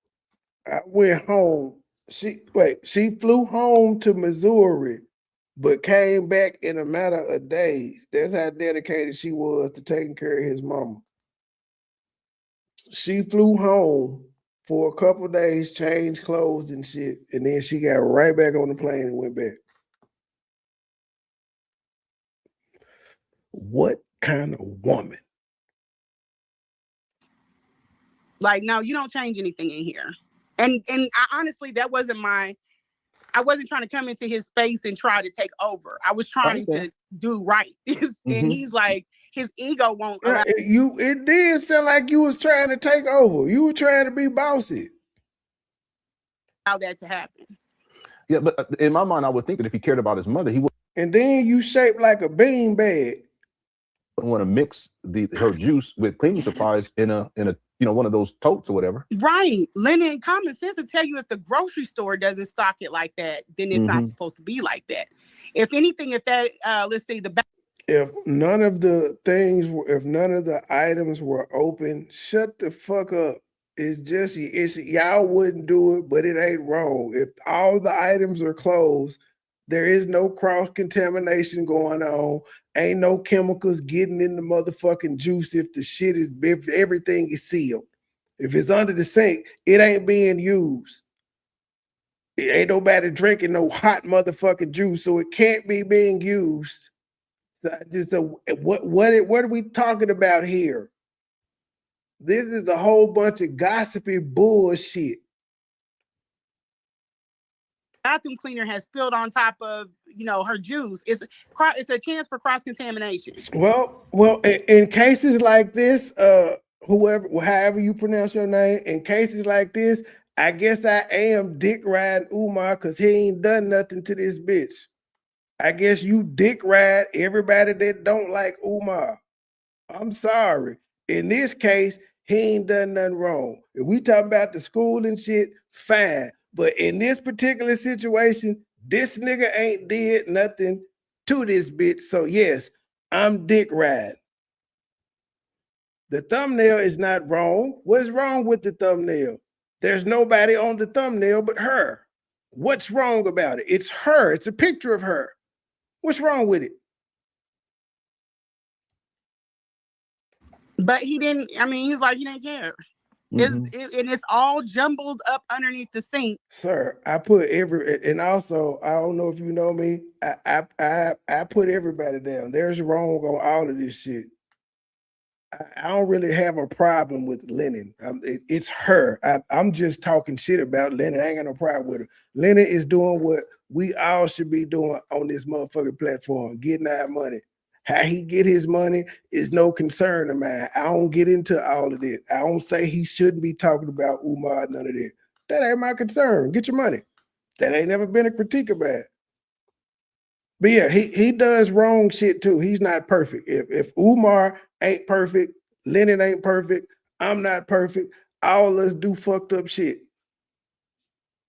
So yeah, there's that.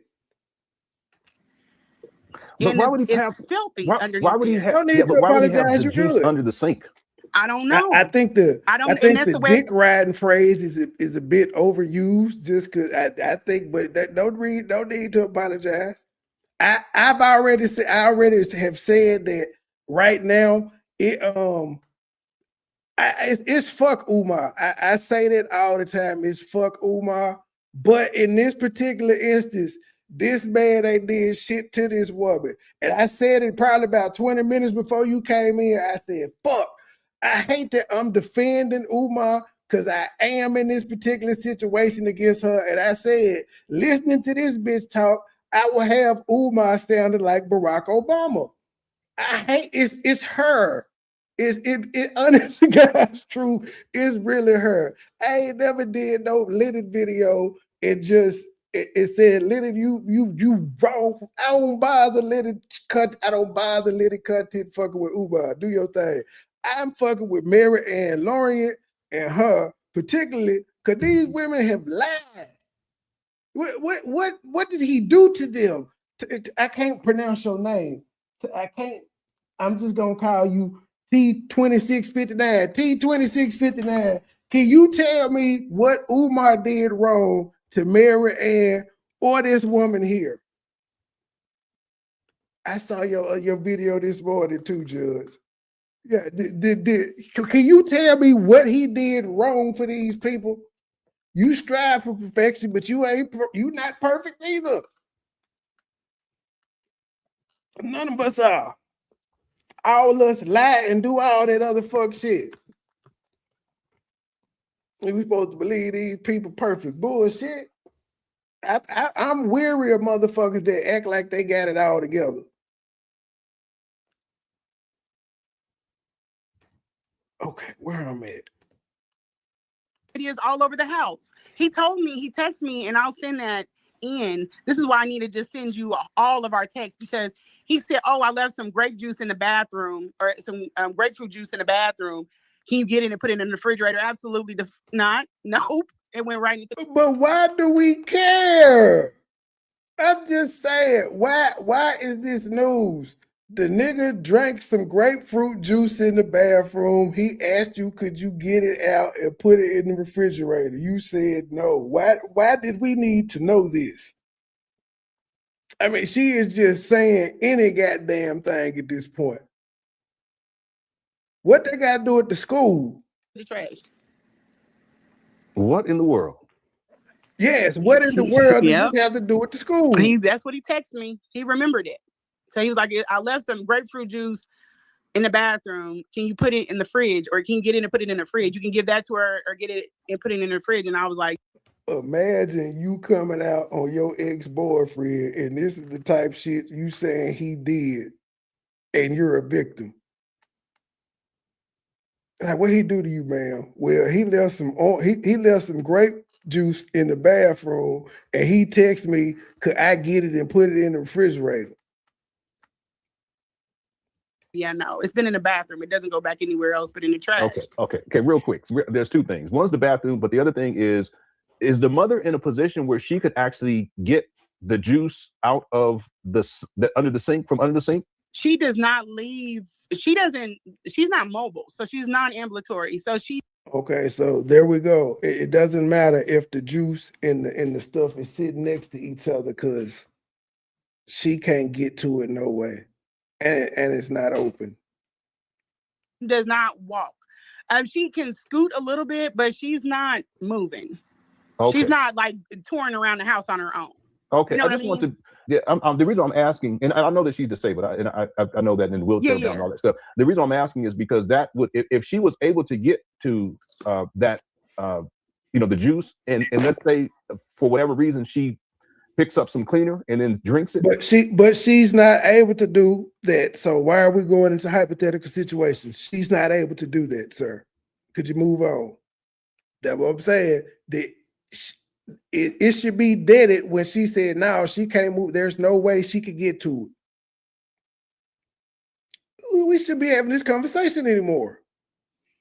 Well, what if she was able to get to it and she got it mixed up with the so she can't read now. She can't read pine sol from apple juice. All right, cool. That would be a serious problem. Yes. Or anyone else that's just not thinking got a hold to it and in a hurry, trying to hurry. Because when you get through changing her, you're trying to, do anything else. It's, you're kind of moving around. So if anybody else, like another care person, wasn't in that same mind, they could have. But why would they go under the sink to get some juice instead of in the refrigerator? I'm sure if there wasn't cold juice in the refrigerator, it wouldn't be under the sink. It would be in the refrigerator. But never mind. Grabbed it, and it's too many chances for a cross contamination. Yeah. Or it was an odd place to put it. It's like washing detergent in there. It was like all kinds of stuff in there. Was there anything else you saw in the house that just was totally misplaced, should not have been there, or was mixed up with other things that they should have been mixed up with? Everything. He the situation with her clothing and like the bedding, it was just like it was every which way. Everything's in bags. Where did you sleep at, man? I'm just curious. You said the couch looked nasty and funky. The chairs and shit look nasty and funky. The beds look nasty and funky. Where the fuck did you sleep? Did you sleep standing up? Like I told you, it's kind of like you're living inside of a storage unit. If she's like had an accident and she needed another nightgown, you could go to certain places to find that. But if she needed a short sleeve shirt, because she usually wore the nightgown and then a shirt on top of it because she could get cold. If you're looking for that shirt, you got to figure it out of all of these clear bags of clothes, you know? And so that was one thing. Her checks were clear across the room. So, you had to make sure you definitely got everything together when you're trying to take care of her. You got to get it before, and then you go and get her, which is something that I didn't know until I had my first changing, Yeah. And then it's just like that everywhere. It's just odd. Like there's the water's under the table and it's stacked up, but it's also tea in there. I'm trying to think of everything. He's also gotten packages, like he's got an overhaul of packages that he hasn't went through his mail. He's just ordering stuff. He hasn't opened it up. He's going through that kind of like that ritual of opening the door, shutting off the light and open the door, and you literally have a very new Ring camera here that you just have not installed. You're up here making memes about people that's evil, and you could have took that time and put your meme camera or your Ring camera. You should have been installing your Ring camera instead of making memes. I'm like you, Tanya, at this point, she's just nitpicking, and we still don't know what this man did to her. Together and put it at the door. It's just his time is not, you can really tell that it's not time used properly. He's got dental stuff in the kitchen. The kitchen table is just like an array of stuff. What do you mean dental stuff? Like dental stuff, like dental hygiene stuff that you do your teeth with, like the floss water thing that you spray in your mouth and knock the plaque out. Yeah, it's in the kitchen. And then this stuff is all lined up from the floor all the way up.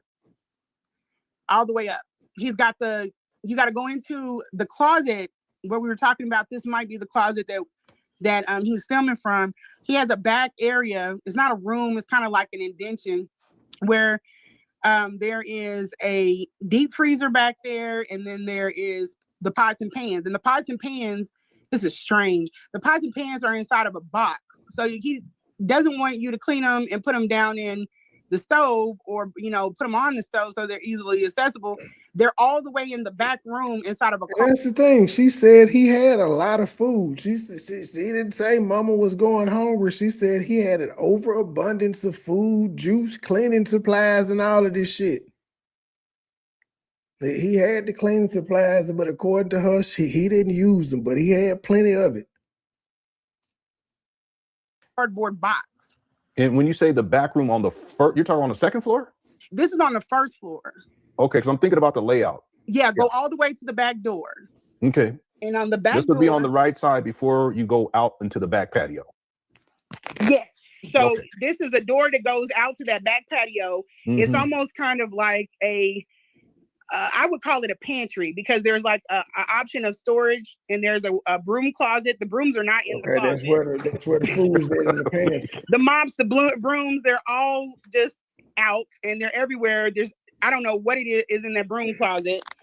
So I was that's what any normal person would think, DJ Nick. So we got to ask ourselves, is it really as bad as she described it? Because again, she said she left, went home for a couple of days, and flew right back. She went right back to it. Could it have been that stanky and nasty and dirty and funky and filthy, and you can't move? You got to walk sideways through that bitch because there's just shit everywhere. Kind of respecting his space. I wasn't like going through everything. But as I'm looking for things, I'm bumping into these things. Mm-hmm. Lenae, did he at least take the trash out? Was the trash at least taken out? Cause I hadn't heard you say it was trash bags or just old trash sitting on the back balcony or nothing. At least he took the garbage out. So so there's a room back there that could be a pantry if he added shelving, and there's that sliding door.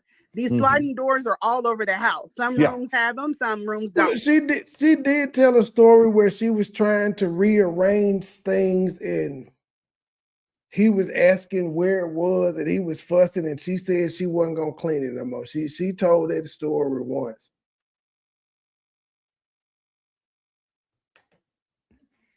The bathroom has one. He definitely is enjoying it while giving you the stoic serious face. He enjoying the fuck out of it. He is. That back pantry has one. I believe that the ancestral room had one. If I'm not mistaken, and I think his room has one. So they're not like open and closed. But yeah, it's just stuff. Like, literally, if we're being honest, you the reason this man told the world her pussy stank because she was on your platform constantly talking. That you got her slid on. Anything that happened to her on this social media happened to her because you gave her a platform. That's how everybody found out about her. Your platform. Like, you gave her the start. Because once she spoke on your platform 3 times, he then roasted her.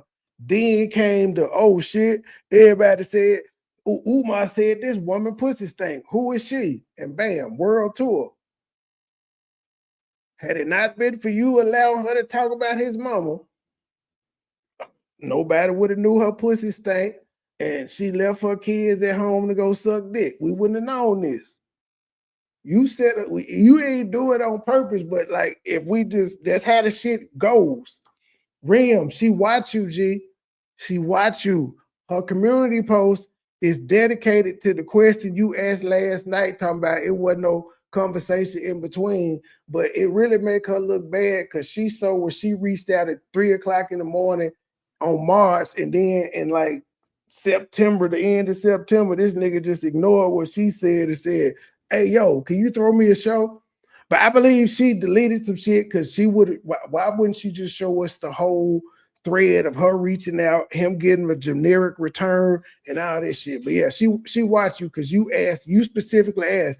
So it wasn't no conversation in between y'all throwing the show, and she put that up for your proof. She watches you. She's still watching. She's probably upset with your commentary, but oh well, it's commentary. All over the house. And then in the hallway upstairs, he has these long totes. They're very long and they're used for utility. Okay, I normally go 2 hours. I may do 3. I got 12 minutes before the 2-hour mark. It's a long ass video. Yeah, I'm at 35 minutes. Yeah, I probably need another hour just to get to the 1 hour mark. They have clothes, I guess, in them, but they're very long black totes. The kind of stuff you would put in a garage, but they're stacked. They're like stacked like 6 high, and there's clothes all over them. And that's on the 2nd floor. That's on the 2nd floor of the hallway. So and ma'am, I know you wondering. I know you probably wondering like, why this nigga ain't tagging me in these videos he doing currently. Cause you missed the wave 6 months ago. I did it 6 months ago. You ain't do nothing with it, so I'm not finna give you the attention and clap now. They had to just find your ass on their own. They had to go to my old videos, go to my playlist to find it. The old videos are still there. If they can find those, which is on the playlist, but if they can go down and find them and tag your name, cool. I ain't doing it now. I'm playing the game. You gotta get out the mud, sis, since you waited so long to catch the wave. I'm still not done with your 2-hour live you did the other day. I just got bored, and so I wanted to go listen to some of your lives and see if I could hear what Umar actually did to you. Besides be nice and call you a demon. Even when you walk straight into the house, her wheelchair's there, but there's winter coats and bags of clothes, and it's just nothing it's like no formality to the house. It's just wherever it drops, it drops. Yeah, Mr. Judge, she not used to this shit at all. She used to just typing shit back on IG. She used to type it in pictures and shit of that nature. And she did a couple lives on there, but she wasn't really talking shit back. She not used to being critiqued on this level. A whole different monster. That wasn't nobody doing it back then, except for me. That's why she got a hatred for me now. She like, when she seen me on Rim panel, she was like, fuck, this nigga didn't pop back up. And I wasn't even on that shit though. I promise I was not on that shit. I had so moved on. And then, you have the condition of it. So you got that. Got under her skin so back then. I know I'm under it now. Y'all see how she last. Y'all know I'm under her skin now, and we wasn't even talking about her. We were talking about Mary Ann. But I was so under her skin, she kept yelling at me. I don't want to talk to you. And this is after the apology. I'm under her skin now. But it's because of her that I'm fucking with her now. I promise, had she not did all that shit she did on Real Broad Panel, I would have moved on like I did 6 months ago. I did the content, I moved on. I was a struggle channel, didn't nobody care. There's a whole bunch of people looking at you sideways. They're like, wait, did this bitch come on my platform and lie too?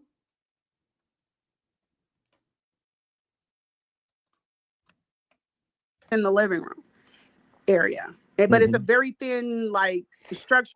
I used to have, I got a soft spot in my heart for women I know. The ones I don't know, I know how they are. Because shit, I know how the ones I know are. But at least I know they level of manipulation and evil and shit. Strangers, ain't no telling what these motherfuckers will do. To the townhome. It's almost like those brownstones, but like the row townhomes. Okay, can we go to the bathroom? Because this is a question that I'd ask. I want to ask. So, there's one bathroom in this upstairs, correct? Yes. Okay.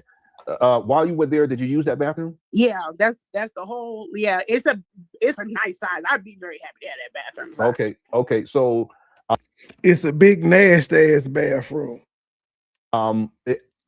When you went into that bathroom, did you see anything up against the wall? Like, how he has fabric that he does when he live streams? Did you see any of that? No, that wasn't there. But the bathroom, when you walk in, you have the sliding doors, but he always keeps those open.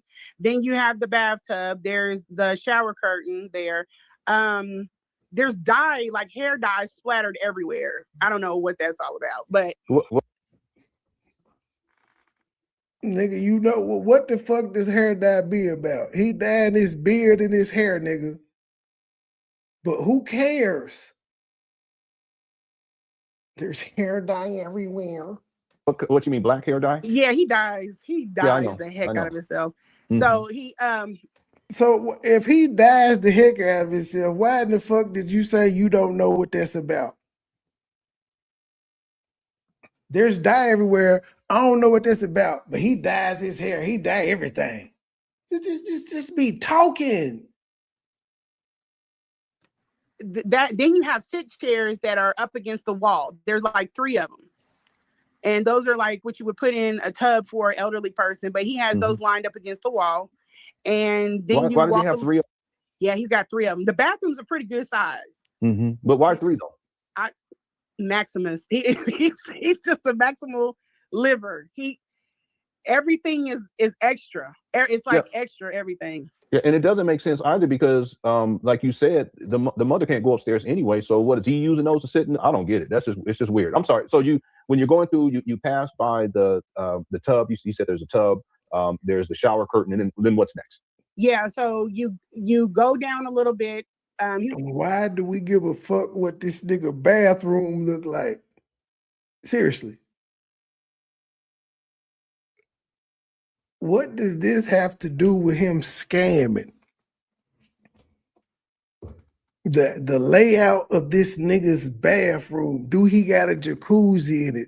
How big is the jacuzzi? What the walk-in shower look like? He got a tub separate from the walk-in shower? Do he got gold? Like, what the fuck?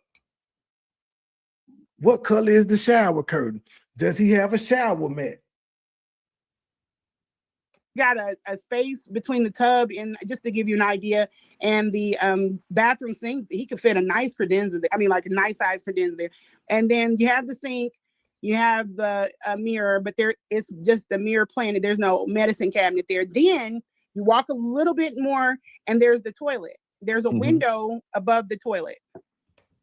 And then to the side. This the story that she ain't want to be took down. This is the story she had to fight to keep up, but then she asked for it to be removed. Side of that, and this is on the right side. You know the baker's racks that they use in restaurants. What they keep, what he should actually. We can't put this on Umar. This Umar mama house. This is how Umar mama house was when he became her executor. This is what he inherited. That ain't Umar house. But we ain't seen no pictures of what the fuck she describing. At least we seen where his place was at, because they've confirmed that that was where he was at before he moved in with his mama. That didn't look like what the fuck she describing. The nigga had a couple boxes on the floor, an old ass TV, a table like that. That's normal black people shit in some people living room. We not gonna act like we go in everybody's living room, but they got goddamn it a love seat, a couch, and all that bullshit. That is not how it is.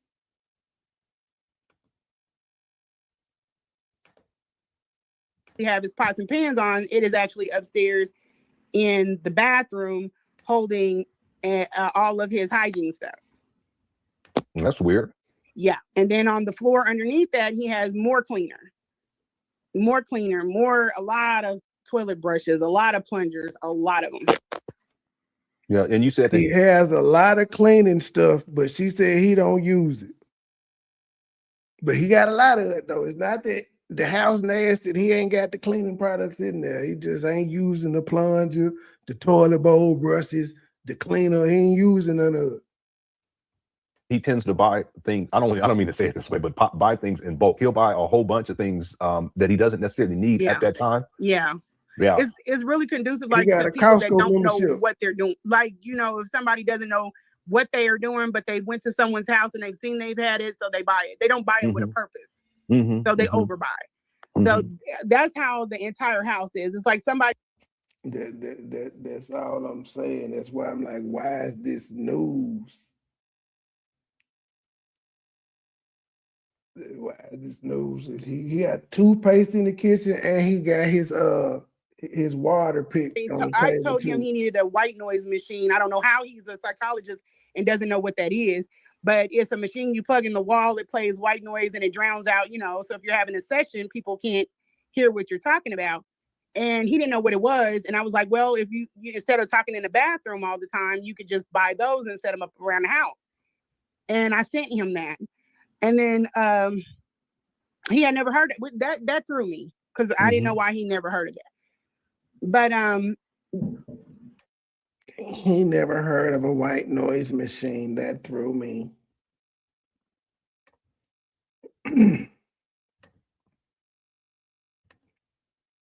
It just, I don't know. It's a lot. It's so much. So if you don't mind, we'll come back because I have questions that people sent me. We'll come back to those questions, but I want to go back to what he posted on his Instagram page, and he attempted to paint a narrative. I want to read that, and then if you can, you explained it already, but this is dealing with the phone that your son. Yeah, you there? Yes, I'm here. I'm here. Okay. Yeah, so I'll pull it up. Let me go ahead. Yeah, I can hear you. Yeah. Can you hear me? Sorry. Yeah, we're having some technical difficulty. Y'all just hold on just a moment. Wait a minute. Okay. Yeah, it sounds like, are you in a car? I'm sorry? It sounds like a car in the background. No, I don't know what that is. Yeah, it may just be static. It might be. Let me see if I can. Hold on. It might be this. Did it get better? Yeah. That's the thing. I don't even know about that one. I just know she said Umar was out the country when she asked for money on her phone bill and he sent it to her. It was Apple Pay. It wasn't, that's what I'm saying. It was Apple Pay. She shown them the receipts where the Apple Pay came in, but then for some reason she said that he paid her phone bill with money orders that weren't addressed to him. Like he would have to dig through them. Then he would have to take the money orders to the bank and cash them. He couldn't have gave her the money orders because they was addressed to FDMG. Just saying, this is the story she told after she said he Apple paid her and showed receipts of him Apple paying her. Sounds a lot better. Okay, that was my fan. Okay. Oh. That was my desk fan. It was loud. It sounded like an airplane. I wish it worked like an airplane. It was just sputtering. Okay. Okay, so what I want to do is I want to go back to the situation with the phone, and your son got in some trouble about that. But Umar, he takes that as an opportunity to spin a false narrative. Yeah, right? that was. No, he didn't spin a false narrative. She was in Philadelphia having sex with Umar, which is why she couldn't go to the meeting. He didn't spin anything. You're being dishonest, Lenae. I'm going to pull it up now, and then if you can give us, I'll read it, and then if you can break down what it is about. Now we back to the goddamn. We done seen this goddamn photo 3 motherfucking times in 38 minutes. Now we finna go over it again. That is basically Umar. He's painting a false narrative. He's basically lying on you, right? Yeah, he needs something. I don't have nothing. He needs something. I don't really have nothing that he knows of. There is no false narrative. Lenae, at the time that her son picked up the phone and contacted the paramedics or the fire department or the police department, whichever agency you want to throw in there, was she or was she not in Philadelphia to fuck Umar? If the answer is yes, she was in Philadelphia to fuck Umar, then Umar did not paint any narrative. He told it like it was and said she too busy chasing dick to go to her son's IEP meeting because they wanted her there and she sent her son. And if you're saying he painted the narrative, who's to say you and her aren't painting a narrative with this story that has been told on your channel? This is the 4th interview at this time. Who's to say y'all didn't paint a narrative about him? He can't be the only one painting narrative. He can't be the only one wrong. Seriously, all the time. Okay, so if you give me one moment, let me pull this up. Okay. Yeah, there's some feedback too. I'm getting some feedback from you. Okay, so let me pull this up here.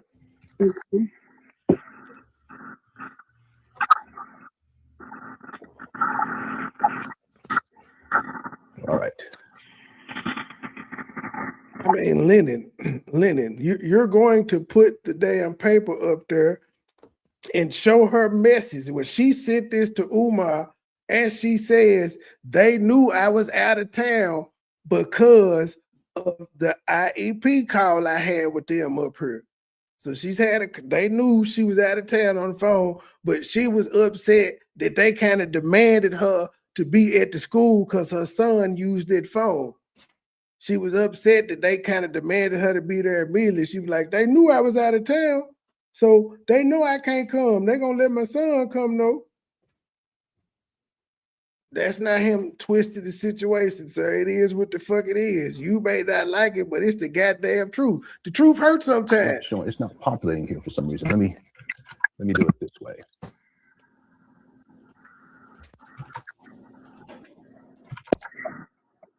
Yeah, I apologize. For some reason, it's not coming up. Yeah, I think it'll work this time. Here we go.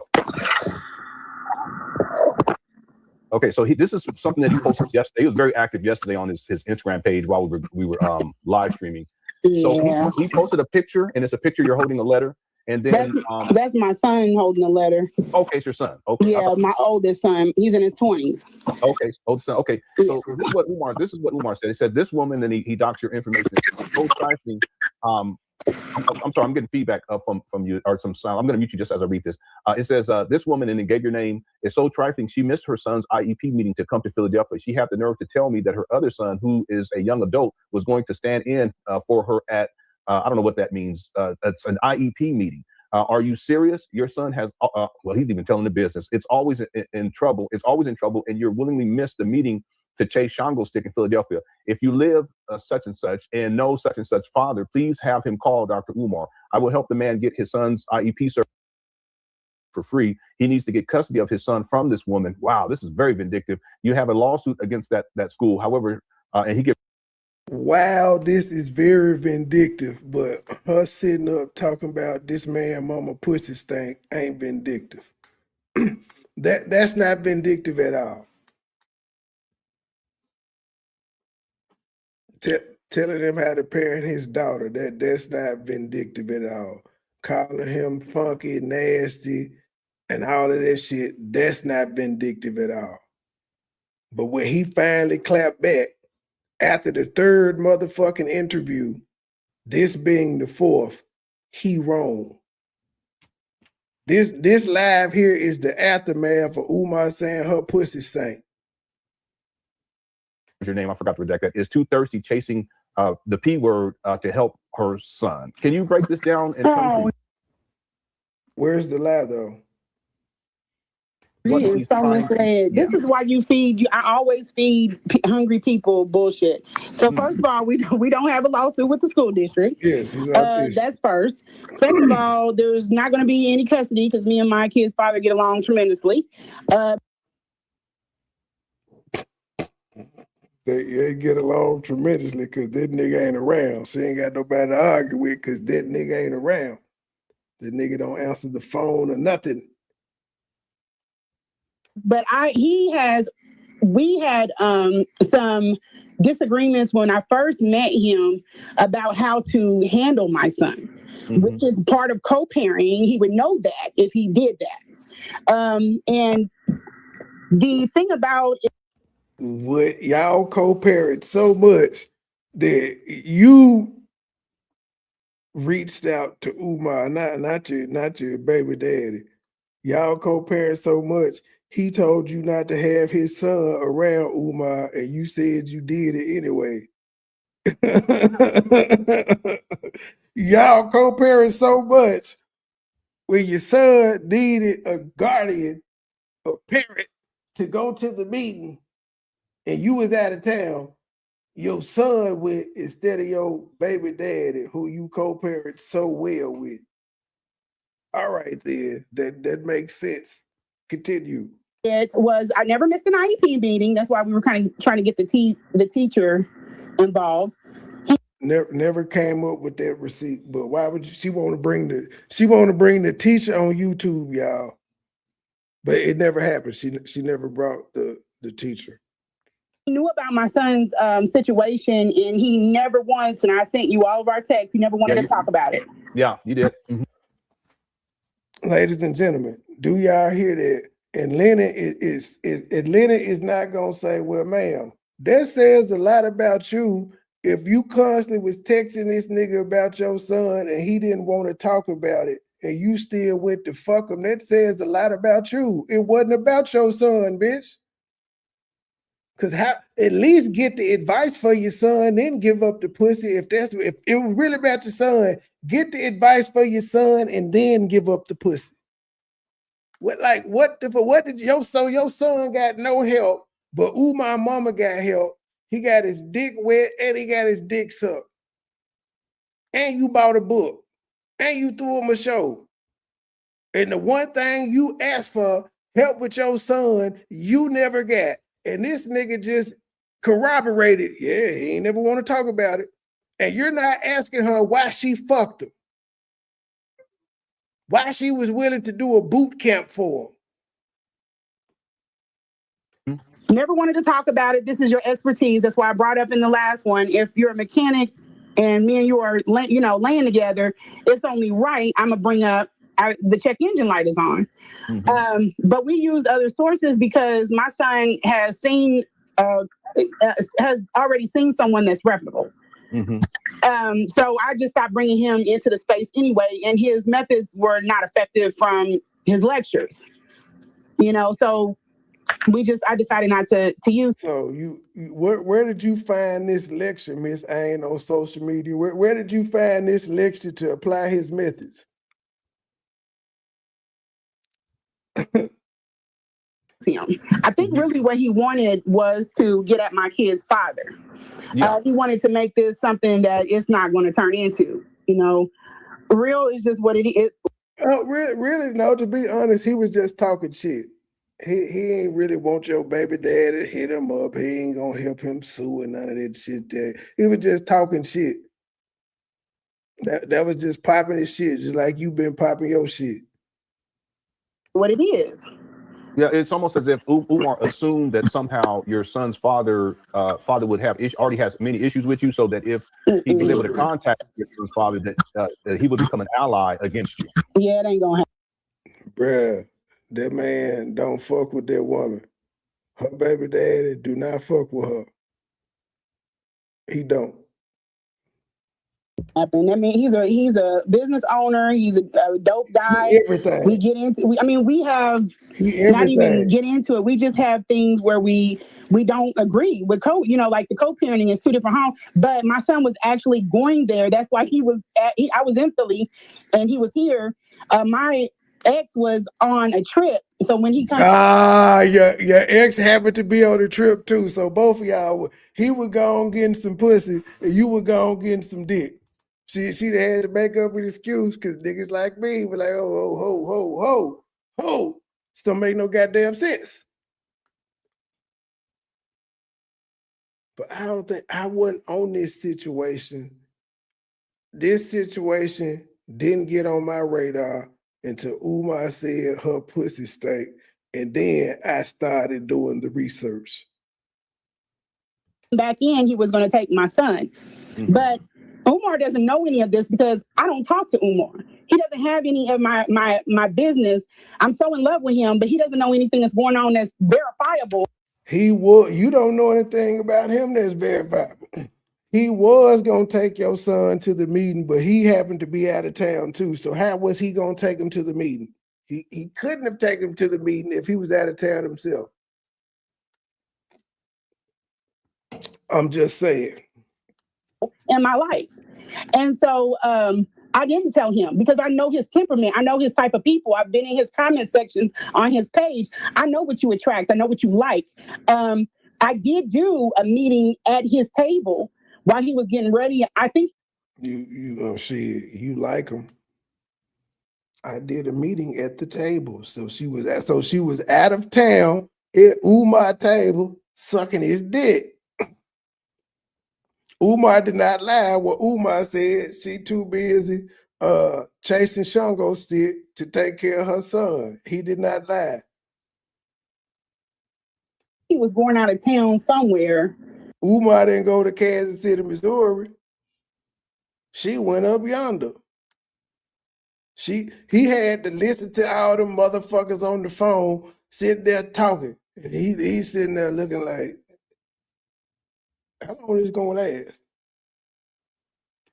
but it wasn't an official IEP meeting. It was I was calling around trying to get something coordinated with the teachers. And he was only thing he did interject was something we already knew. Mm-hmm. You know, and I talked muffled. I didn't like, hey, I got him here, like come in here and listen to this. None of that. I kept I talked muffled. I was trying to, it wasn't a IEP phone call meeting. I was trying to get something coordinated with the teachers. Why you didn't do that before you left, ma'am? You couldn't have got that coordinated with the teachers before you left. You had to do it in Philly as Umar was getting ready to do something. Completely out of everything. And I think that probably bothered him. Mm-hmm. But he's good. I've never missed a meeting. I've never missed anything where it comes to my son. My son's he's going through his battle. That's what you missed that meeting and you blamed it on your son, ma'am. Lennon chose to overlook the part where you blamed it on your son, but I did not. He went to school for. Why would you shame him? Why would you shame me? And then you want to sit up there and talk about you're here to help. Why would you shame him? You said Umar has autism. You said Umar has mental illnesses. You shamed Umar's mama. You shamed his living condition. Why would you do that if you think he autistic and he got mental issues, ma'am? Huh? Why would you say he like fingers in his booty? You trying to shame him if he gay? I'm just saying. Why did you get the shame, do all the shaming tactics first?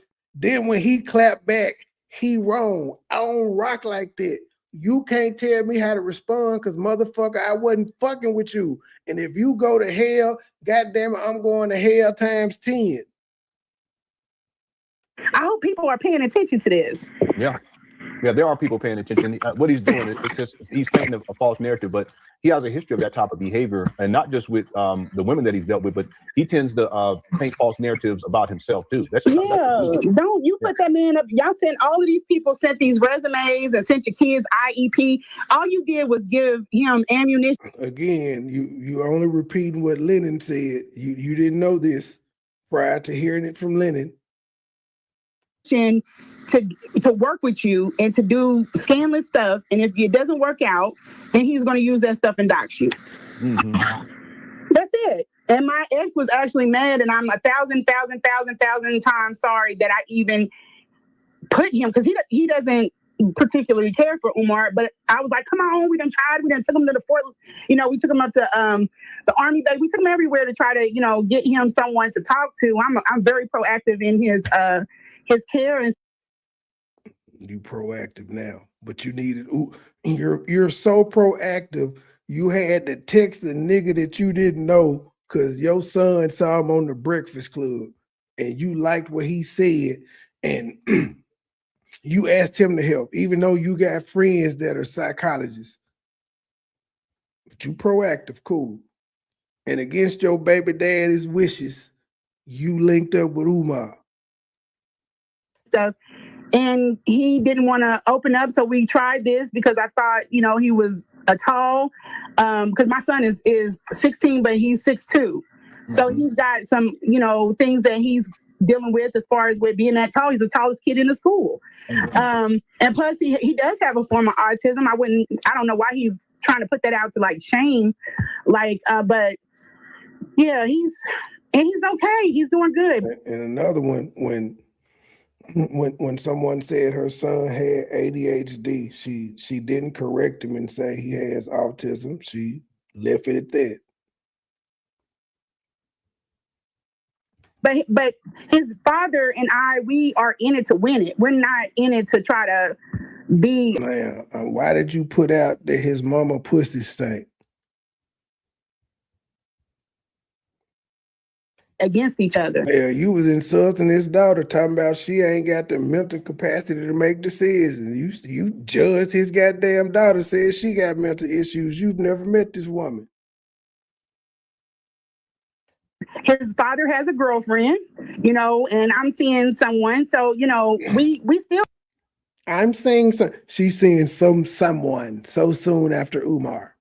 So soon. I'm seeing someone. but she don't want to be seen as promiscuous. Get along good. I talk to him at least 2 or 3 times a week. Okay. You know. Now Umar, he did. And she giving all this information that nobody asked. You know she lying. I talk to him at least 2, 3 times a week. Bullshit. Post a picture of it's an. I mean, I'm seeing this in the thing too. Why I didn't report. Here's another thing, and I think I said this earlier. There are a lot of women that I have went out of town and I have helped them get out of bad situations with me. There she go. The situation that I walked into was not ideal for their children. I always try to talk to those women beforehand or talk to people before I just CPS and start calling and reporting things. I tried, and you will see this because I gave receipts. I tried to talk to Umar. When the paramedics showed up, I tried to protect him, but I also tried. I tried to protect Umar. She said the paramedics didn't make a report. So you tried to protect Umar, and so why would you try to protect Umar instead of protecting the mama? Ladies and gentlemen, I'm going to skip it back. So the mama is in all these health conditions. It's so bad, the ramp is blocked, even though the paramedics managed to get in there with the ramp being blocked. They got in there. The ramp wasn't blocked miraculously. And if it was, they had to move that shit out the way. Nobody got excited. But she didn't try to protect Umar's mama.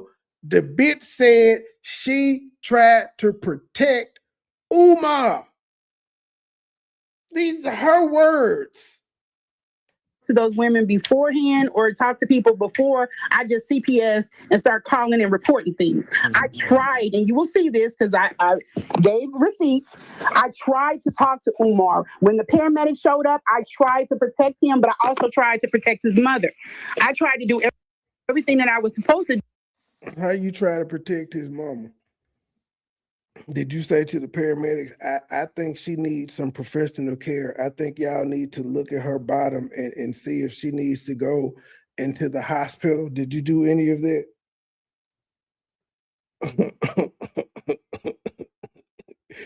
I call bullshit. These are the things. I'm pretty sure Lemonhead was sitting there thinking this shit too, but Umar his op. Like, fuck that shit. Let it ride. Umar my op, but she ain't do nothing. He ain't do nothing in this situation. And he ain't even my op. He just, I don't like he ain't spent none of his own fucking money on the school. That's what I do not like. I'm not one to call him a scammer yet because he promised buildings, them motherfuckers are there. He keeping them motherfuckers there. He paying the bills on them bitches. They there. When will it open? I don't know. I don't know, but it's not a scam if the buildings exist. If the buildings had got sold and did shit, and he act like the shit never happened, then y'all could be like, he scammed us and he set it up for the school to be took, which was a conspiracy that y'all put out there. Well, maybe this is what he planned anyway, for him to be took, and he said that he get the money because they gonna sell it, and then they gonna give him what's left after. That was all cookie crust chat theories. And wrong again. Wrong again. He paid them bitches somehow, some way. Gave receipts. I tried to talk to Umar. When the paramedics showed up, I tried to protect him, but I also tried to protect his mother. I tried to do everything that I was supposed to do in order, but people are insufferable, you know, and he didn't want to talk about the situation. He came into the house, he didn't want to talk about it at all. How you try to save Umar and try to save his mama at the same time? Can somebody explain that to me? Can somebody explain how she tried to help Umar and help his mama at the same time?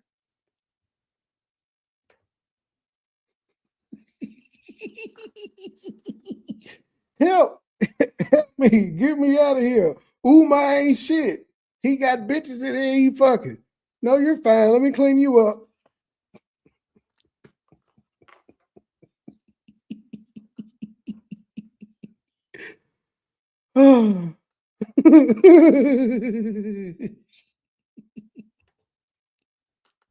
He has like that avoidance technique, what I was telling you. So no, that's not my first thing, but I'm not going to let anybody sit in a situation he's not available to it. So we have to go to a different measure. Mm-hmm. There's she didn't call nobody. In other words, from what I understand with you, it sounds as if she didn't call anybody. She gave Umar chances. She gave Umar chances to clean it up, even though she wasn't around this lady every day to know if he cleaned it up or not. She gave him chances. She ain't just one of them people to start calling CPS. You can see I text him.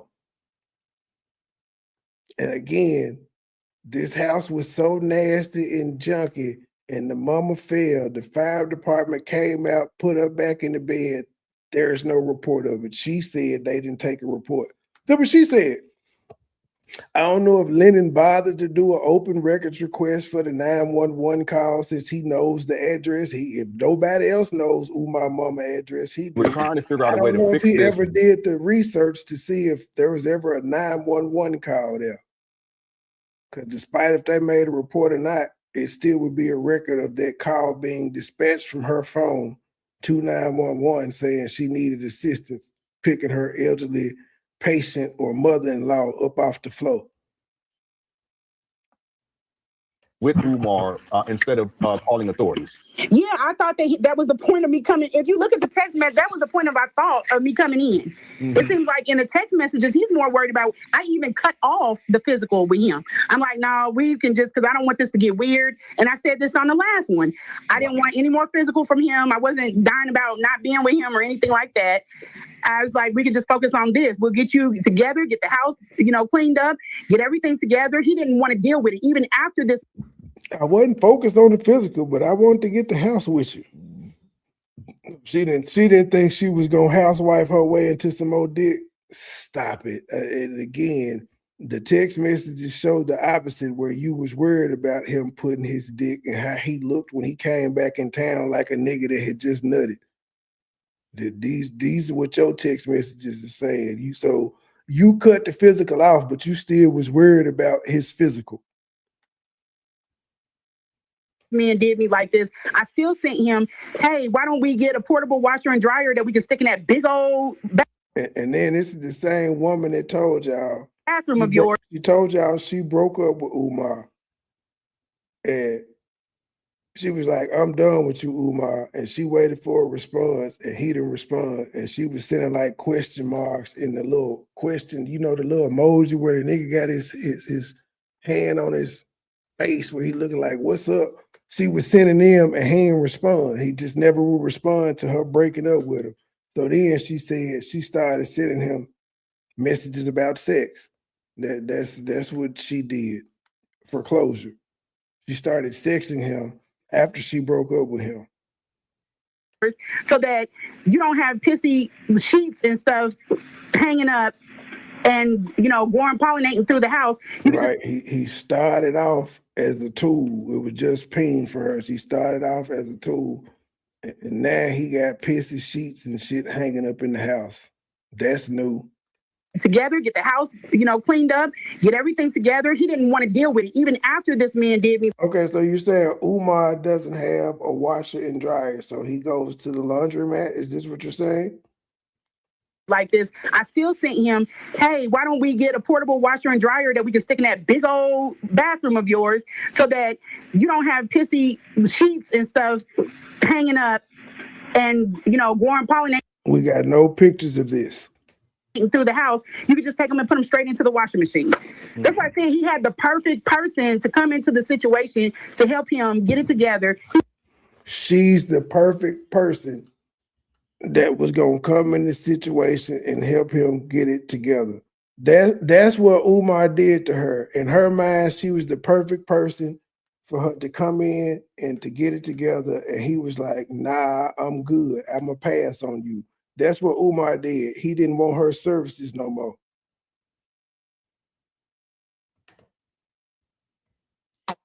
Yep. He didn't want to get it together. And that's why we're here. Or one of the reasons. I think though too that I don't know if he did or not. But I don't keep up with nothing like that. I'm sure he has said it, just like he said he got proof that Umar tried to stop Mary Ann from putting the film out. He's seen it, but he ain't posted. What good is your eyes only? I don't trust you just because you're a human, nigga.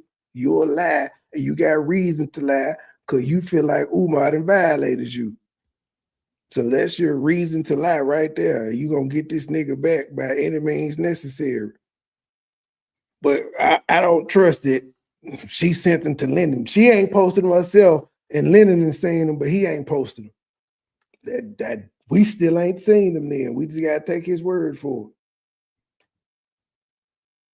it. It wasn't so much that he wanted to get it together. It's just that he saw you as someone that, as a resource, that he could use you to not only take care of his mother while he was away, but then there was also the. And what do you mean he saw her as a resource? The lady could have said no. What the fuck? It's not like this nigga knew she was gonna say yes all the way through. She could have said no. And how in the fuck is he using her as a resource and he paid her, dumbass? He paid her. She didn't do it for free, motherfucker. She got $1,200 for 7 days. She said she got $1,200 for 5 days. And then I think she said she got $600 for 3. So motherfucker, what resources? She got paid out of the shit. Sexual piece where he can, basically have sex with you. But once you cut that off, and I saw this in the emails, the nature of the relationship totally changed. Yeah, he didn't want, like I wasn't dying to sleep with this man. I said, hey, look, we could just work on this because it's kind of like. Your text messages show differently. And again, why are you showing that much interest in this man? Why? Like, I got my son, and I'm running out of town trying to be up under some man. But that's not how it was. It was that you was going at it. Okay, it's better that you were running out of town, leaving your son to be with some man, mama, not him. You was going to be with his mama and to fix his house up. That sounds a lot better. Yeah, he didn't want, like I wasn't dying to sleep with this man. I said, hey, look, we could just work on this because it's kind of like I got my son, and I'm running out of town trying to be up under some man. But that's not how it was. I sat down my kids' entire life. I didn't date or anything. I focused on raising my children. That was my choice. What do you mean you didn't date? You said you just broke up with your baby daddy 5 years ago, and then you was celibate for 4. But then there was this physician, and then there was Umar, and now you with this new nigga. You sat down. You was with the same nigga. That's not sitting down. The fuck? Before I met Umar, I was 4 years celibate, or not celibate, but I was 4 years sustaining, because I wasn't not 4 years celibate, 4 years sustaining. It's not sustaining, and celibacy would fit there as well. It definitely would fit there, man. What the fuck are you talking about? Not celibacy, sustained. And he didn't correct her and say, I think you mean you were being abstinent, you were abstaining. Celibacy, same thing. I wanted to sit down and I wanted to focus on a project. It wasn't even about my kids, it was about a project that I wanted. My kids have never seen me date me. The project wasn't on the kids. It was about the project. My kids ain't never seen me date the physician. I heard that I was dating Umar, this new nigga I'm with, they don't know nothing about. Not celibate, but I was 4 years sustaining, because I wanted to sit down and I wanted to focus on a project. It wasn't even about my kids, it was about You was already sitting down, though. According to you was already sitting down. But you wanted to sit down and focus on your project, and you couldn't get dick and focus on your project. All right, for 4 years, and the project never came out. Project that I wanted. My kids have never seen me date men or anything. So what the narratives he's trying to push, it really don't match up. It actually does. It don't match up to you because it's smacking you in the face. And I wasn't promiscuous before you. I'm not gonna be that after you. But when I'm 43 years old, I wanted to explore my, and so I just. She said she ain't had sex for 4 years. She said she said she did not have sex for 4 years before Umar. Decided to do that, and with the wrong person. I thought he was more mature because he had this education. I thought he was a different type of man. But I thought you knew how to read people. He tricked her. This is my point. My point was I was not running all the way, running out, trying to fly out of town just to be up under him and neglect my children. But that's exactly what happened, though, ma'am. That's exactly what the fuck happened. I don't know how you're trying to just ignore that. That's what the fuck it is. Son has an active father who was in the picture taking care of him, and my son was straight.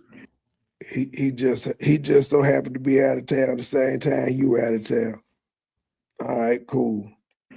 He's straight. This was mommy time. So I went out of town and This was mommy time. Sucking Umar dick was mommy time. Do y'all hear this shit?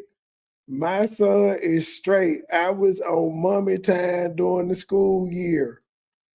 I could have did mommy time.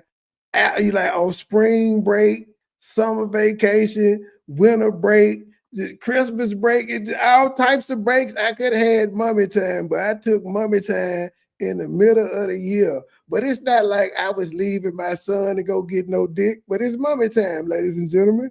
Mommy time. But I didn't leave for no dick though. Mommy time is different from sucking dick.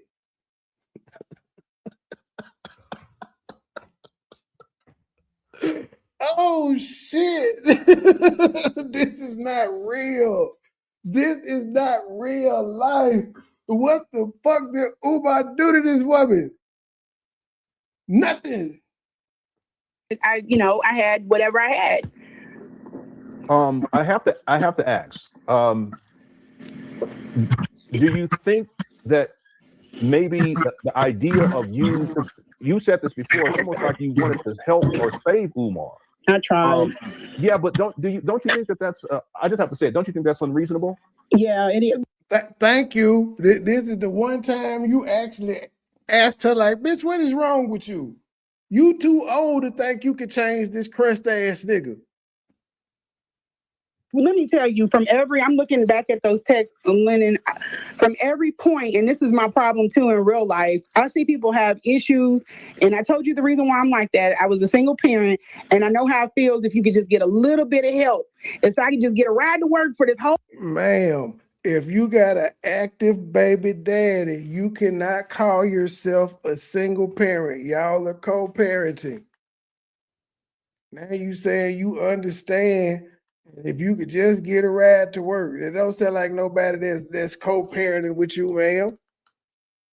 That don't sound like a great working relationship with your baby dad if you could understand the single mama struggle. Just because y'all not in the same house, if the nigga is having a kid half the time, picking them up from school half the time, and all of that shit there, you have an active fucking parent. You're not single. You're not a single parent. You have help. You're speaking as if you're a woman who doesn't have help while telling us you have a great working relationship with your baby daddy.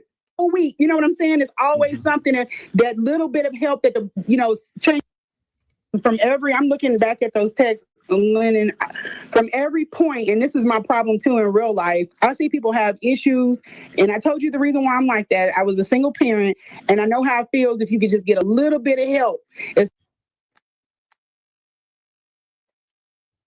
I'm a single parent, and I know how it feels if you could just get a little bit of help. But me and my baby dad, we got a great working relationship. He's in there, so he ain't giving you a little bit of help. He not alleviating any of the family pressures.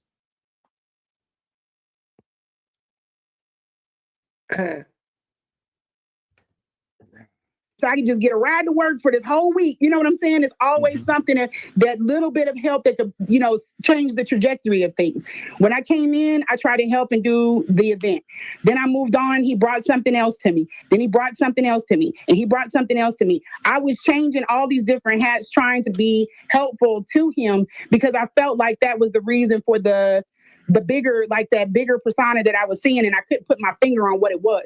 This man could excel if only he just had somebody that wasn't interested. I didn't want to be a wife. I didn't want to be his girlfriend. All I wanted him to do was win. And I had that in text. I told him, I'll stay with your mom. I'll take care of her. Just go out there and run it. Just get it.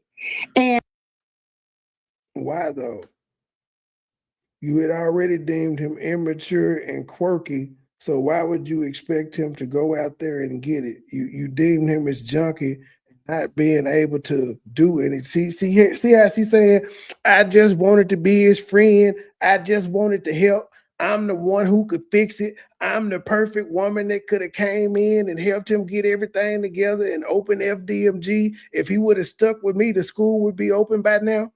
Y'all not people her constantly saying this shit, but we're not supposed to believe she's scorned. Where she had visions of like she pictured this shit in her brain. She had it all figured out.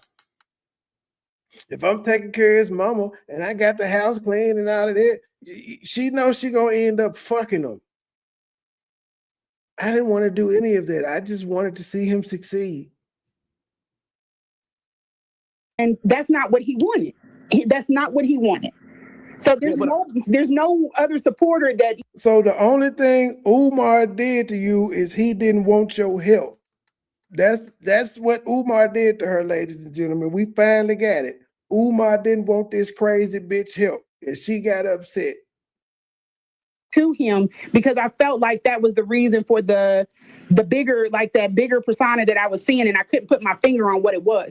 This man could excel if only he just had somebody that wasn't interested. I didn't want to be a wife. I didn't want to be his girlfriend. All I wanted him to do was win. And I had that in text. I told him, I'll stay with your mom. I'll take care of her. Just go out there. So why were you upset when he called you baby girl or something? Why were you upset? Say, dang, that's what you didn't bump me down to now? Why were you upset if you just wanted him to win? You ain't want none of the personal shit.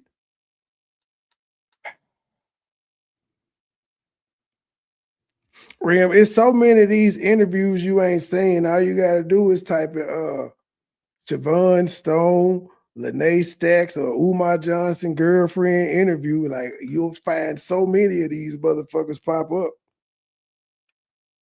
There and run it, just get it. And that's not what he wanted. That's not what he wanted. So there's no other supporter that he has that was more down for him than I was. I'm sorry. I just think it's too much. It is too much. It's too much. It got to be, when I saw that house, I said, oh shit. I said, this is a mess. I said, okay, how do I deal with this? And how would I take this large project and work it all the way down to the details? Yeah, but why would you take that? There you go, though. Thank you, Lenae. Why? Because he didn't force you to do that shit. He didn't manipulate you, and the nigga paid you. And you was like, fuck payment. I do it for free, nigga. Just win. Win, nigga, win. But again, she cared about his mama, and it's so bad that she didn't report it because she wanted him to win and she wanted to protect him. She wanted to protect him, but now it's tear the nigga down. Too much. Deflecting. I'm like that though. I'm a person. I take on projects. Even the project I'm working on now is massive. One of my investors pulled. She's working on a massive project and she got investors. Yet she's still on YouTube, starting a YouTube channel, reviewing what Umar said on Loon's channel. She's doing what us struggle streamers do. But she got this massive project. She had everybody, when she was in everybody's chat, she a little embarrassed right now.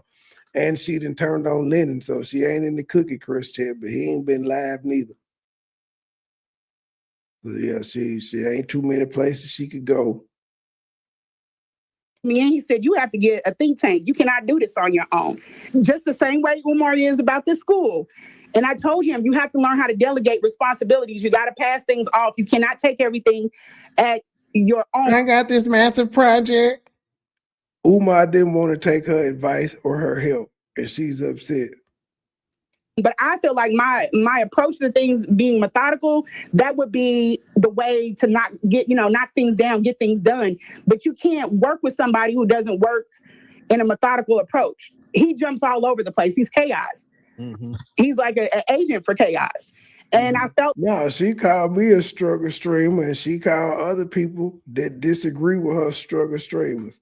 And I'm saying she's starting from the bottom with the streamer shit. So by proxy, she's a struggle streamer. Like if we could just start, any problem that he brought to me, I was like, we could fix it. We could fix it. We could fix it.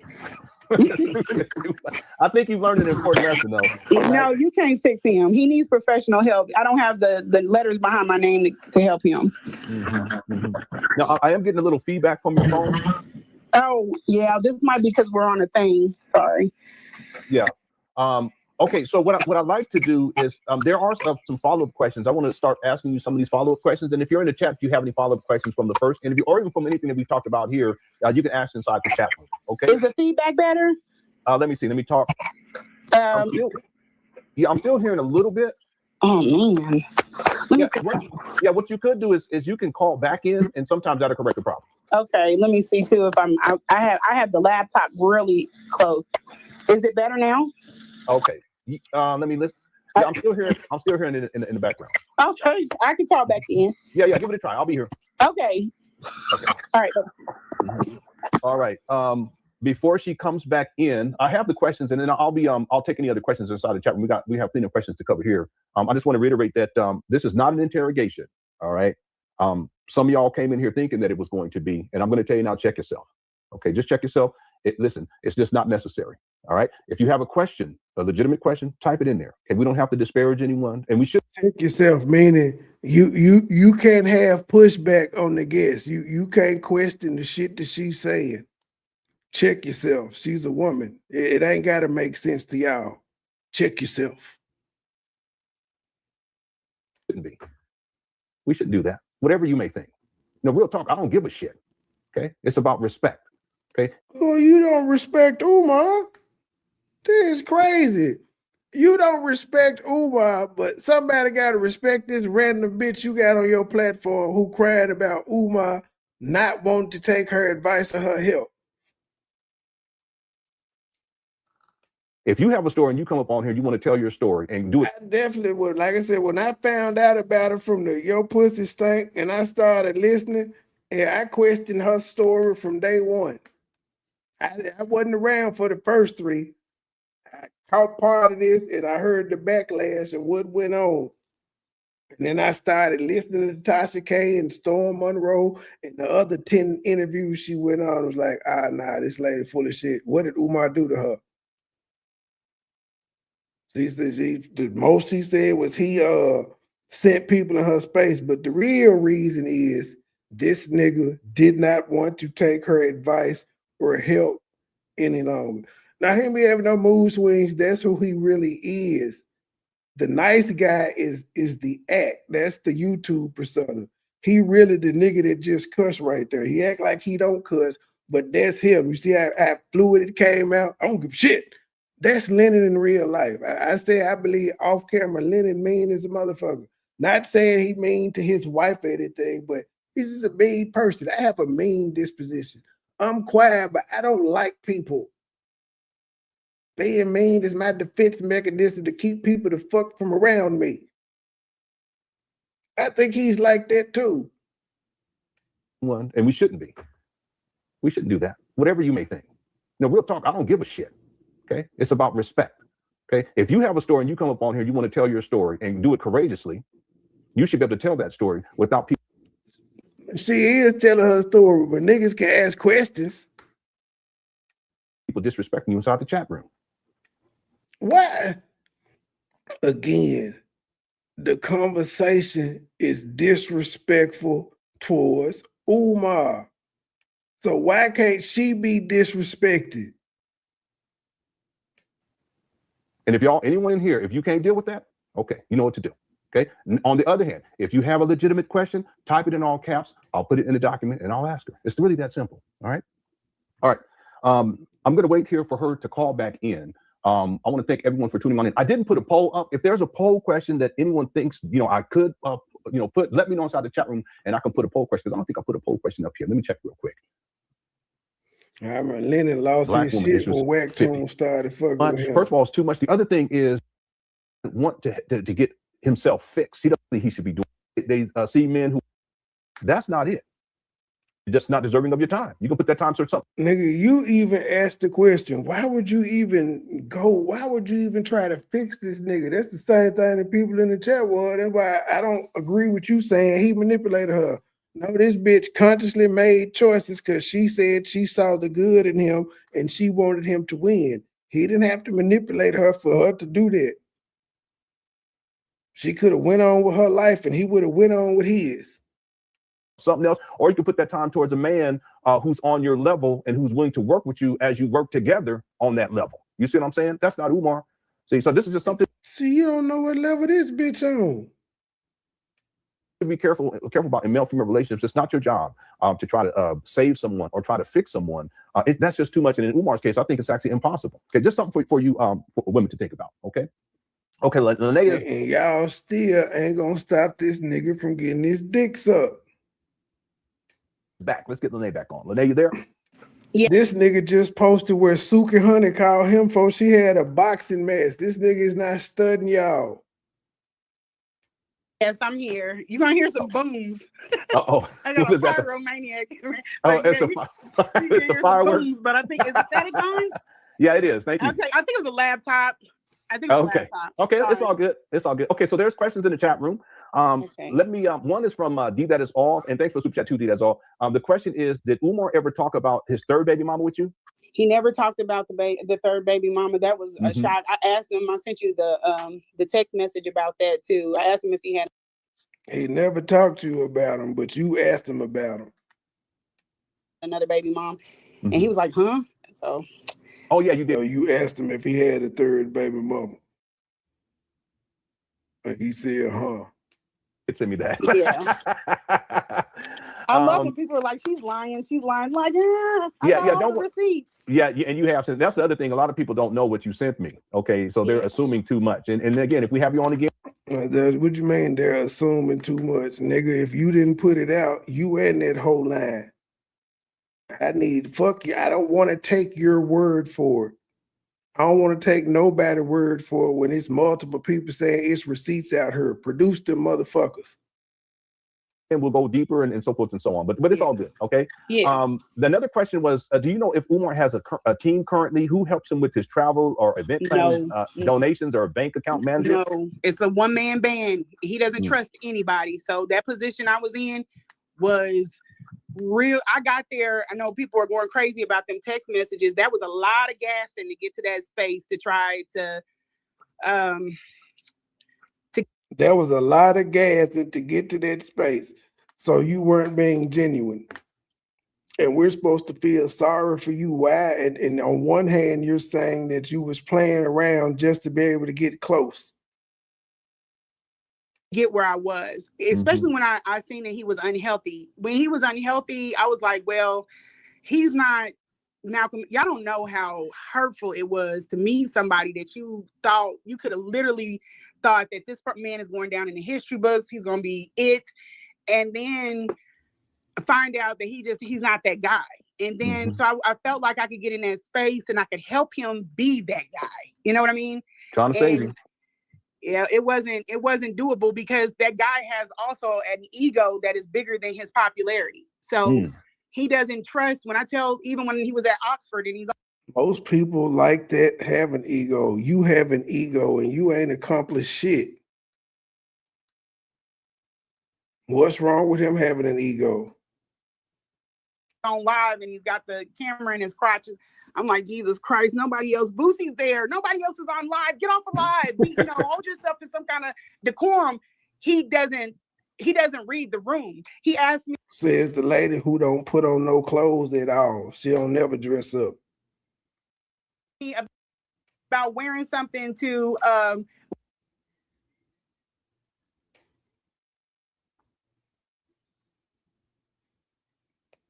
Oh shit! I'm sorry.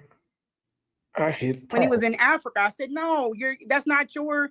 He was going to something, and I can't remember what it was, but I was like, that is not your space. Don't wear white. Don't draw attention to yourself because it's not your day. Mhm. And he wore white anyway. It's not about if there's anybody else in there wearing white. It's just a matter of etiquette and tact. He is lacking. And he doesn't trust. He's got to trust you in order to listen to you. And he does not trust anybody. Yeah, he's paranoid. While you were dealing with Umar, well, let me backtrack just a little more context, because I think there are people who assume that you met Umar and for the first time, and then a month later you went to go take care of his mother. Okay, that's not an accurate representation of what took place. Can you just, for timeline's sake, and again, you also send me plenty of text messages, and you also talked about how you guys used to spend hours on the phone. Yeah. Right. Yeah. So it wasn't like you talked that first day when he came out, and then he said, "Listen, I need help with my mother," and, blah blah blah. And then the next week you fly out. That's not what happened, right? No. Okay. So, how much time passed, would you say? I met him, did the event December the 3rd. He was trying to get me to come to the room that night. I passed on that. I needed more to find out who he was. We got the first time I went out. This was crazy because these dates circle each other. The first time she went out was like February or March. The damn event was in December, the beginning of December. By March, she was in Philly sucking his dick. But she wants y'all to believe a whole bunch of time passed. The first time I went out was March the 6th. That's when I went to Philly, and that was not about his mother. That was about me and him. December 3rd, he had the event. March 6th, his dick was in her mouth. Okay, and that would have been in 2024? That was in 2024, yes, sir. And then I stayed out there for about 4 days. He went to an event, and then he came back, and then I came on home. And then we kept. When he went to that event, that explains it. So that text message where he said, "Sorry, baby, as much as I want them buns, I ain't gonna be able to make it. Good night." That was the weekend you was there for 4 days. He left to go do a damn event, and he ain't come back. He was like, "I ain't gonna make it, baby. I'm tired." And you was only there for a limited amount of nights, and he ain't want to pull up and smash. Check, got it. Talking. And so March 2024, but you met him for the first time. December the 3rd was the first time I ever met that man. And that was 2023, correct? Yes. Yes, that is her on the thumbnail. That was at the actual event, but you had been talking with them prior to get set the event. Yes, March 21st is the day that I sent him a text like, see how I said all these dates are circling each other? So March 21st is the first time you text him, and then 2 days later you text him on March 23rd. And then he didn't respond back to you until October. Crazy work. March 21st, 2023 was the initial contact. I sent out the text and I was like, "You the GOAT, you the truth," but it wasn't like that. What? March 21st is when I sent out the text that was like, "You the GOAT, you the truth," but it wasn't like that. How in the fuck was it you the GOAT, you the truth, but it wasn't like that? This is her initial text to him, not about him, not about her son. Her first text was, "You're the GOAT, you're the truth." First text off the Breakfast Club interview. See how I said all these dates are circling each other? March 21st, 2023 was the initial contact. I sent out the text and I was like, "You the GOAT, you the truth," but it wasn't like that. I was like, I agree with what you're saying, what you were talking about. I think he had on that Yogi Bear. It might have been the Yogi Bear. No, I think it might have been on the Breakfast Club. We had on the picnic basket jacket, and I was like, yes, that's the way he's talking about. My son was like, he came in the room, he was like, he's talking just like you. He's saying everything you were saying. Here's another. Oh, mama, Umar is talking just like you, mama. Umar is saying everything you were saying, mama. Oh, this whole thing, she is important. Thing I wanted to say, because a lot of people think I'm running through. I've had my own feelings about things, but I never linked with the conscious community. That came up on our first dealing. But you said you was down with Umar and the conscious community, and you was down with the things that he was with. And then you said that y'all in Kansas City, y'all like some underground conscious people. But you ain't with the conscious movement. All right. I told him about something. He could air it. It doesn't matter. He doesn't know who it is. I'm not a talker. But I told him about that. He said, is the person in the conscious community? I told him no. The person is not in the conscious community.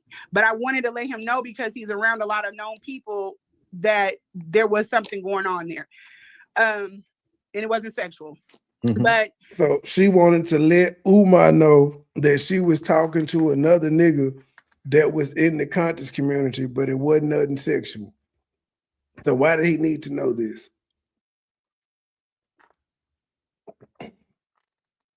Again, this bitch got more niggas and more connects than a drug kingpin.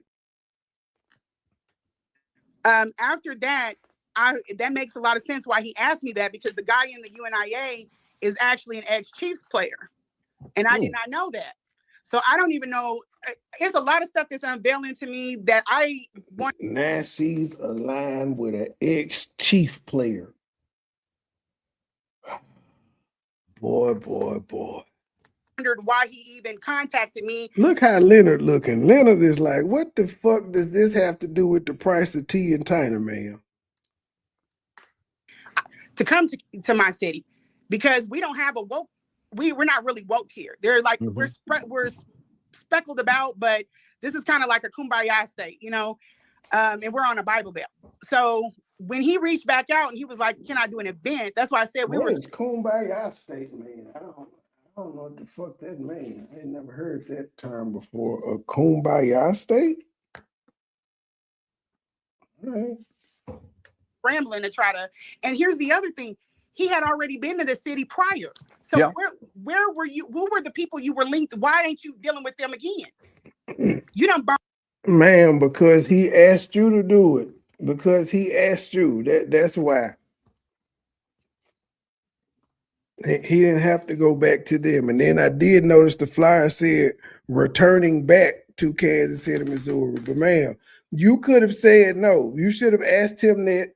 You should have said, hey, you were here once before. Why you ain't going back through them people? But nope, you wanted to be linked with Umar Johnson. You wanted to be known as the bitch who brought Umar Johnson to Kansas City the second time.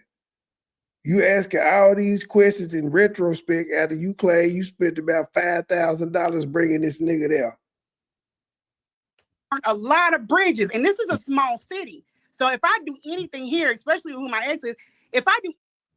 Apparently he ain't burned that many bridges. He did he was able to get you to bring him there, and you said it was 400 people there. So what bridges did he burn? If y'all was able to get 400 people there on short notice, because he asked you this shit October 23rd, something like that, and that's pretty much November. October 23rd and December 3rd, you were holding this event, and you said it sold out 400 people. What bridges were burnt? I'll wait. Anything here, it's going to be all through everywhere. And I didn't know that the guy from UNIA had played for the Chiefs, but I think that's what he thought I was talking about, but that's not who I was talking about. Okay. Okay, so just for the timeline's sake, because I think people need to be clear about this. You first started talking with them March 21st of 2023. And like you said, you would talk with them for hours. March 21st, 2023, she reached out and said, you the GOAT. You the truth. Then March 20th, she didn't show those conversations in between, but then March 23rd, she shows where she said something about an IEP. She said she goes into more detail. And then here he come in October, say, yo, I know you asked me about your son 7 months ago, but can you throw me a show? Okay, and so March, April, May, June, July, August, September, October, November, December. 9 months later, you have the actual event. Okay, but this is after you've been talking with them for a long time. And then But according to her, she wasn't talking for a long time, Lennon. If you go to her community post right now in real time, she was trying to say she wasn't thirsty for Umar because they hadn't talked for 7 months. So now she hadn't been talking to him for those 9 months. According to her, in the timeline she's presenting, he didn't say shit to her until he asked her about that damn show. He ignored her request about her son twice. That's the timeline she giving, and that's the receipt she just posted. She ain't been talking to him. She literally got a post up from yesterday that said, I was so thirsty, trying to intimate she ain't had no conversations with this nigga. It's the following year, so hours, okay, and so March, and about this, you first started talking with him March 21st of 2023, and like you said, you would talk with him for hours, okay, and so March. See how she letting him paint this narrative here. It's not the narrative she's already told. Because she went on Tasha K and everybody else and said that she texted him. He gave her a generic answer about her. He gave generic answers about help with her son. But Lennon is saying between you seeing him on the Breakfast Club and you throwing this show for him, you talked on the phone with him for hours, and that's just not true. And she ain't gonna correct the narrative either. April, May, June, July, August, September, October, November, December. 9 months later, you have the actual event.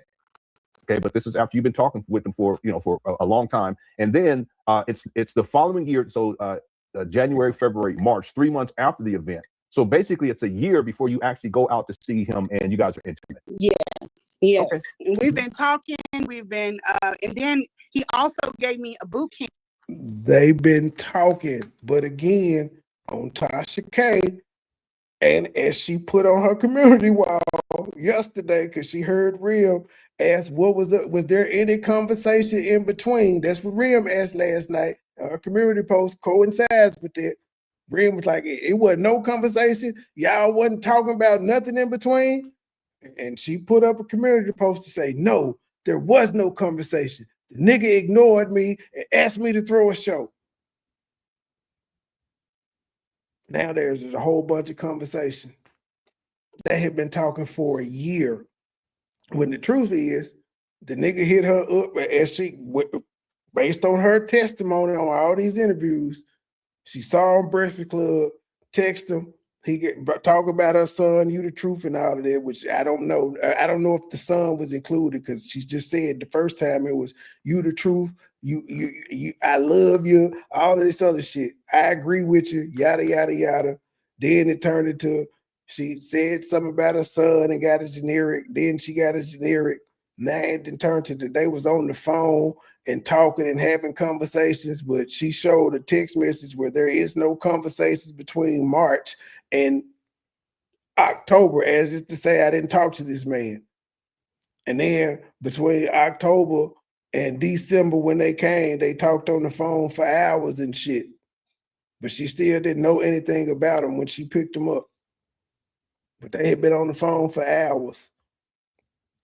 And he trying to make it seem like they had been talking for a year. No, nigga, they started talking in December after the show. She said she realized he started liking her after the show, doing the show, whatever the fuck it went.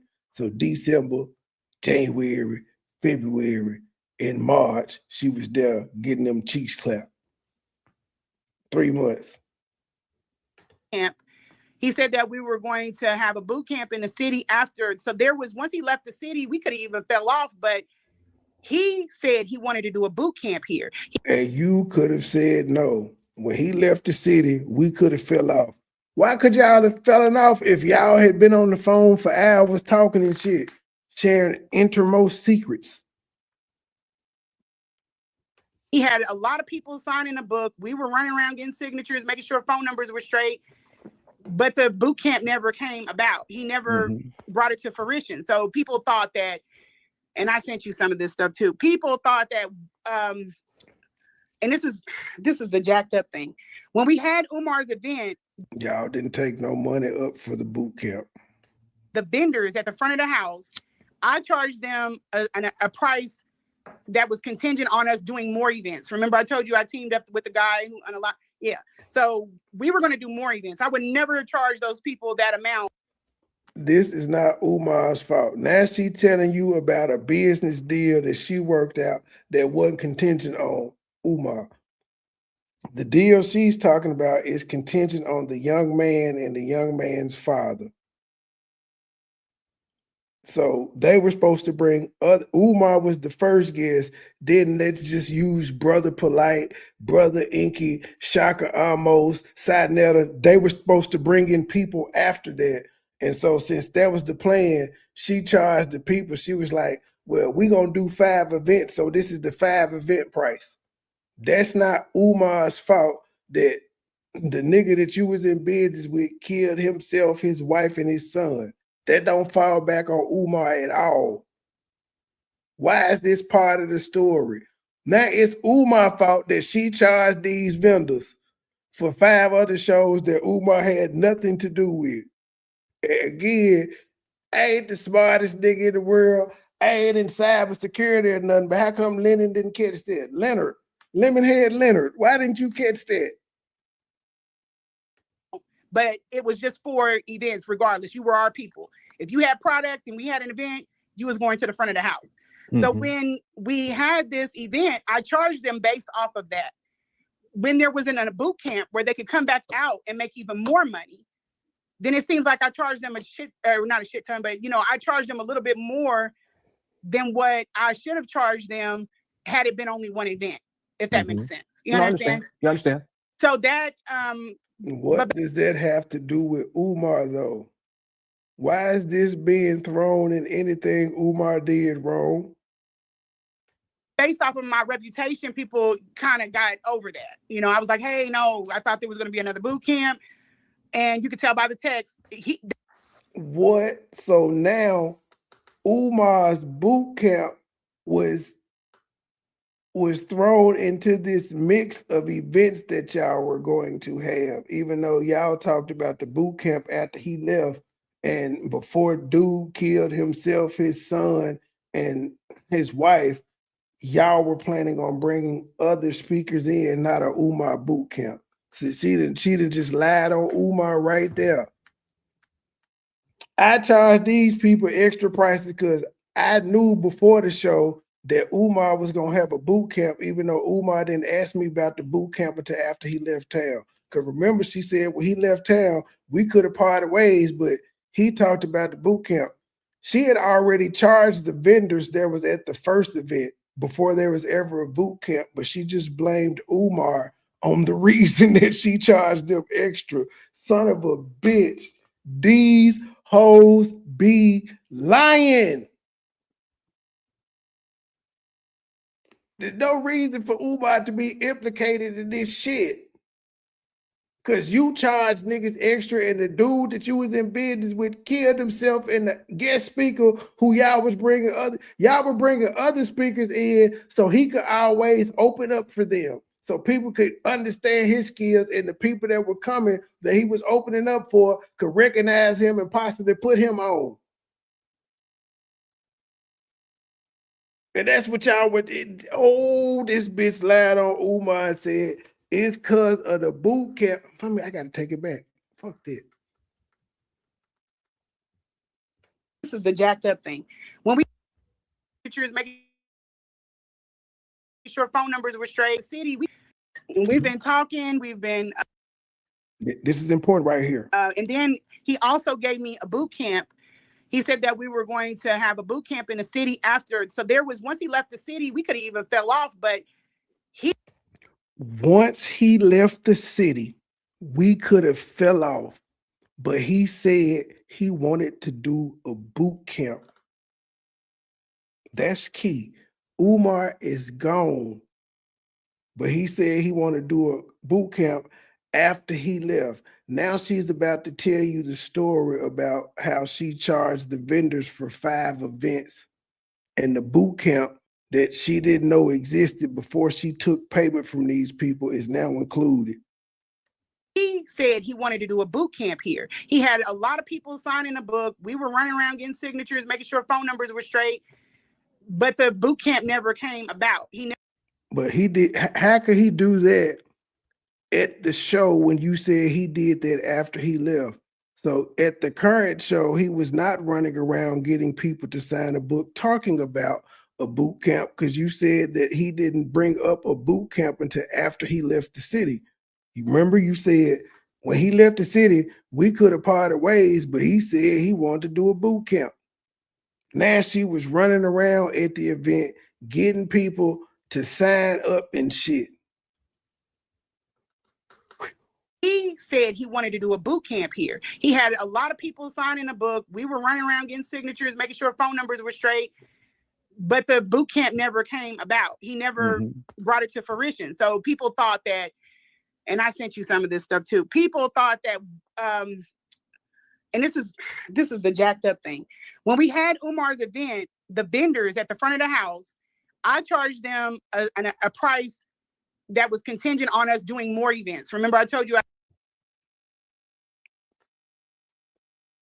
The vendors that were at Umar's event, I charged them a price contingent on it being other events, meaning I've already gotten the money for them. I promised them 4 events. We're just throwing the number out there. I promised them 4 events.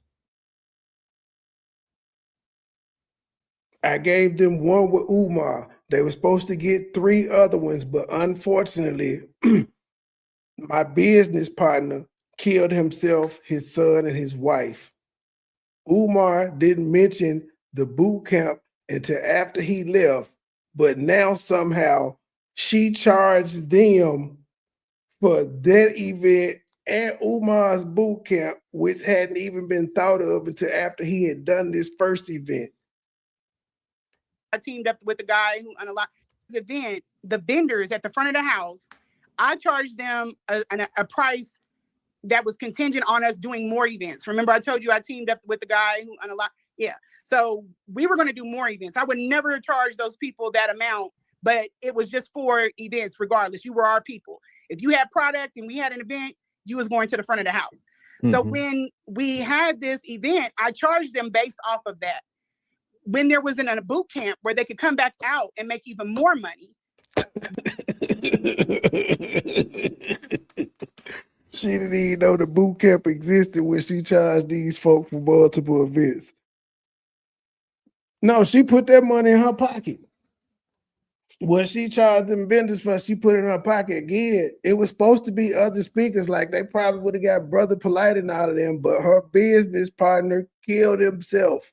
The other guest speaker was killed with them. So she couldn't produce any more events. And it just people understood what was going on based on the story that happened, but she somehow is blaming Umar for not having the boot camp as to why it seemed like she scammed those people when the story is clear as day. The man that I was partnering with that was going to help me bring these other speakers in, he killed himself. I can't do it. He was bringing the people in. I can't do it on my own.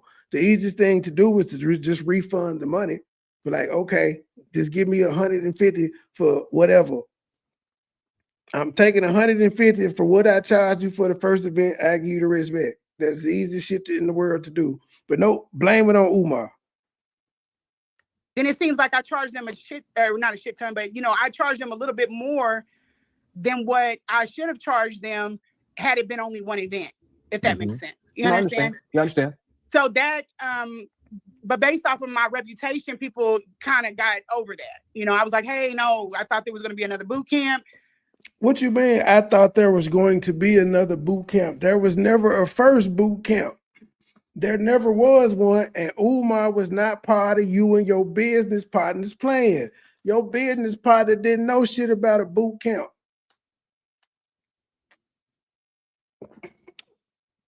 Just lying on Umar for just insane Umar for no damn reason. And you could tell by the text, that wasn't Siobhan. Siobhan was working. That was him. He just sent us on a fool's errand. So then when we started talking, I went out, we linked up. Siobhan was working. He sent us on a fool's errand. You didn't do any work. That's how that happened. Okay, I just wanted to make that clear, and I already knew because of the text messages that you sent me. It's not like I said, you met him for the first time at the actual event. I think people are assuming that, or at least they're having. That is the first time she met him, was at the actual event, nigga. They didn't meet prior to that. And according to the messages she put up yesterday, nigga, she wants to make it seem like they didn't have any conversation. Because people were calling her thirsty and saying there wasn't no conversation in between. And she posted it to let all of us know, no. You was wrong back then, nigga, and you're wrong now. We got to start side-eyeing your lemon head, Leonard. And people have assumed that. That's because there's a lot of women that are out here doing that, but that's not me. Mm-hmm. And no shade to them. It's just that's not how. Well, you did though, ma'am. The nigga met you in December and he fucked you in March. I don't see anything wrong with that time frame. How this happened.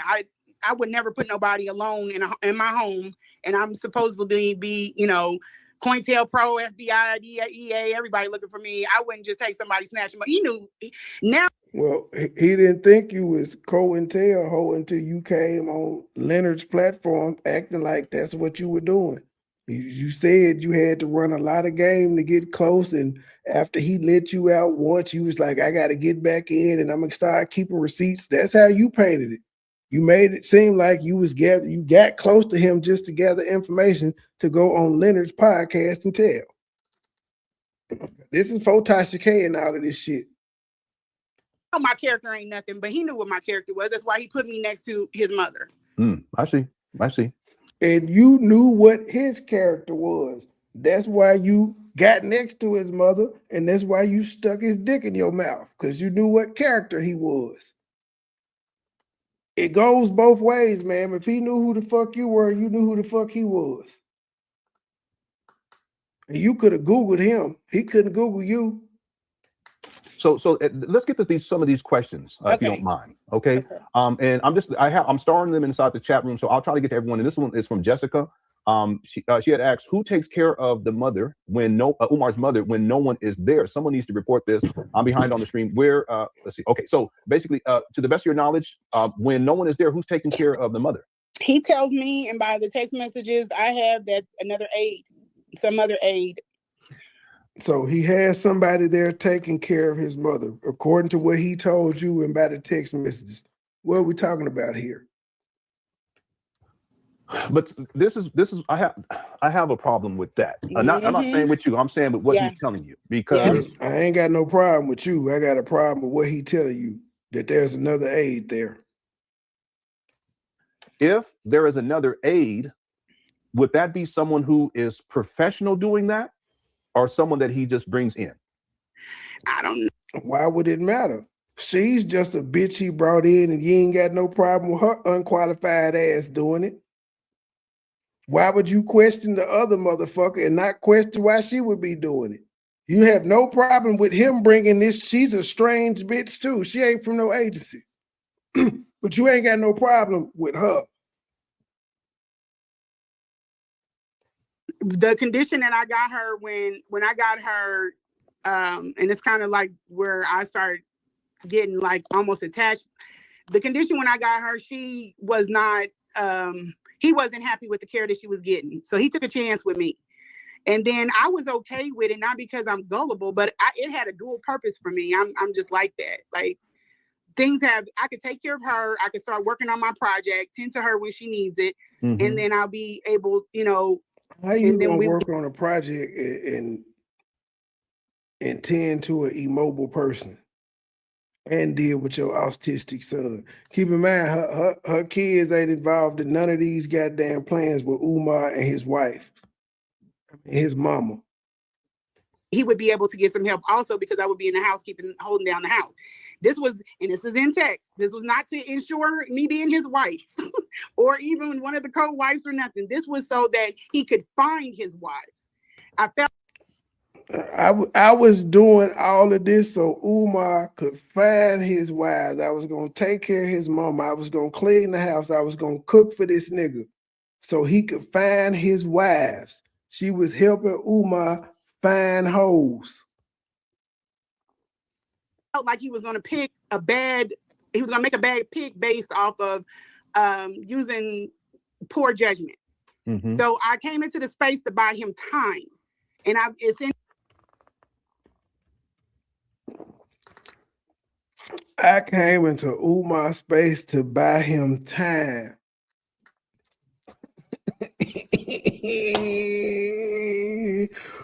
Ooh, y'all let this whole live for 7 months, babe. Oh, you would have got away with it too, Siobhan Stone. You just, I don't know why my presence on Rim Rum bothered you. I had seen you on there prior, and I ain't had nothing negative to say about you. I actually reviewed where y'all was up there giving Mary Ann the business, and I said it was refreshing to see a panel actually give her pushback.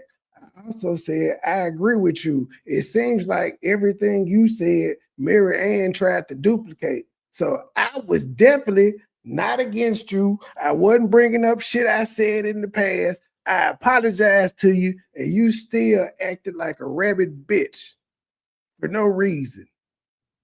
And now I'm back on your ass. It's your fault. Should have left well enough alone. Text. This was not to ensure me being. Why don't I see my? Are you, Mr. Judge? Do you see mine, Chaos Brew? I don't see her. I keep seeing you say MCB, but I can't see her. His wife, or even one of the co-wives or nothing. This was so that he could find his wives. I felt like he was going to pick a bad. He was going to make a bad pick based off of using poor judgment. Mm-hmm. So I came into the space to buy him time, and it's in text message. I don't know what he's trying to push her off. I think it's the fact that I never wanted to marry him. I never wanted him as a husband. I never wanted anything with him other than we were just kicking it and linking, you know. But I did. He didn't care, man. He didn't give a fuck. He turned down your help, and you got upset. Didn't have a problem with taking care of his mother, but things needed to be right. You know what I mean? Yeah. Now, Lenae, I just have to say, and I could be wrong about this. You sound like a damn fool. And I could be totally wrong about this, but Yeah. I think that when you saw that Umar needed help and you believed that no one was there to help him on the level that you were willing to help him, but that when you saw his mother and how she was living, that you felt. Why are you putting words in her mouth, sir? We did not need the Lenin translation. We hear this bitch. It don't make no sense, sir. Oh no, I'm MB3 or MBT. Some people, yeah, but I thought the whole time I've been thinking you've been talking about Chaos, bro. I'm like, I don't see her. Where is she? Did she block me? Somehow that it was your responsibility to fix all of that, and as you were taking care of the mother, that it wasn't just care, meaning physical care, it's also that you cared about her too. Yeah, I did, and he took her away too. So see, people were. He took his mama away. That's what Umar did to this woman. He took his mama away from this crazy bitch. Rim Rum, do you hear this? This is the big thing Umar did to her. He took his mama away. He don't have the right to take his mama away. That's what this exposure is about. Him taking his mama away. And this is why we should give a damn about her story. Not that the nigga beat her up, not that he raped her, not that he called her a weak ass bitch, none of that. He took his mama away. And how she was living, that you felt somehow that it was your responsibility to fix all of that. And as you were taking care of the mother, See, Tanya White. Tanya White. She do MBT because she white. The black people do MB3. But yeah, Tanya she hard headed. That's my white friend. I got 2 white friends. Can't handle the truth and Tanya. Love them to death. They're such great people. That it wasn't just care, meaning physical care. It's also that you cared about her too. Yeah, I did. And he took her away too. So yeah, and see, people were asking, like, what do you mean by taking her away? This is from the last one, and that's why when you said that, I could tell even in your voice. This from the last with real people ask, what you mean by he took his mama away? This interview number 4. This here interview is after Umar finally said, look here, you fucking pussy bitch. This is this interview. Now she the victim because he called her out. When you were talking about that you were hurt by that. What do you mean by him taking her away? I mean, got 4 white that's friends. like, maybe that's a wrong way of saying it but that's his personality. If he sees, I told you that before, like the boot camp, he snatched that. Brendan Deppa, he snatched that. I mean, there were anything that I showed passion in, he snatched boot camp from me. It's his mama. He could take her away. It's his boot camp. He could take it away. This is a whole bunch of crying about nothing. Would snatch it. I mean, I'm sitting up here trying to do research on how to take care of her. I don't like people that do that. It's like where I keep saying, the fool's errand. I get my mind geared up. I'm not tripping off of him, but I did research. I was ready to go take CNA classes and everything. He's got me looking for houses. I'm looking in this, trying to figure out what houses I'm looking for. You had yourself looking for houses, Belle. You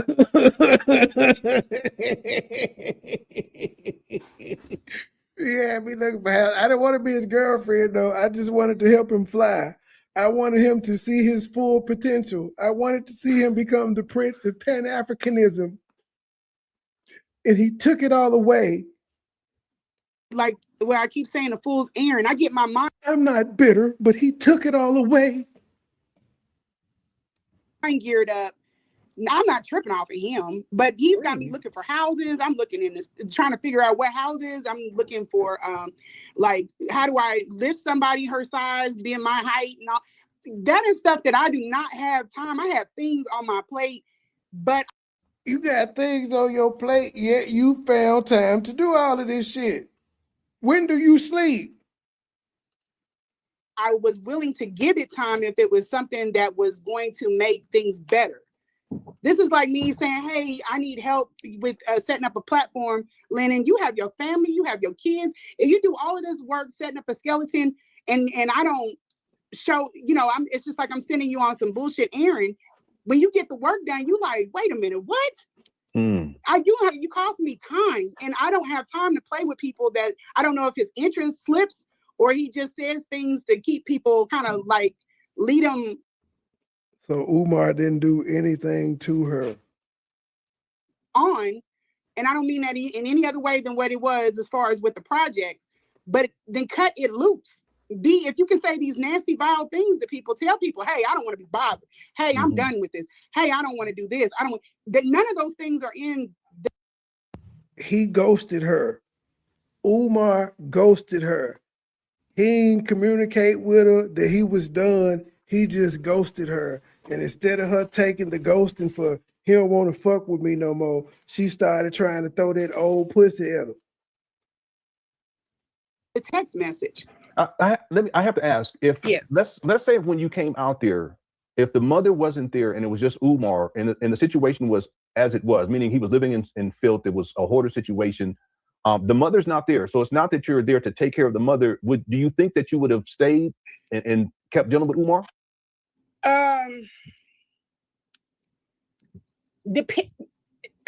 It depends on how bad his mental health was.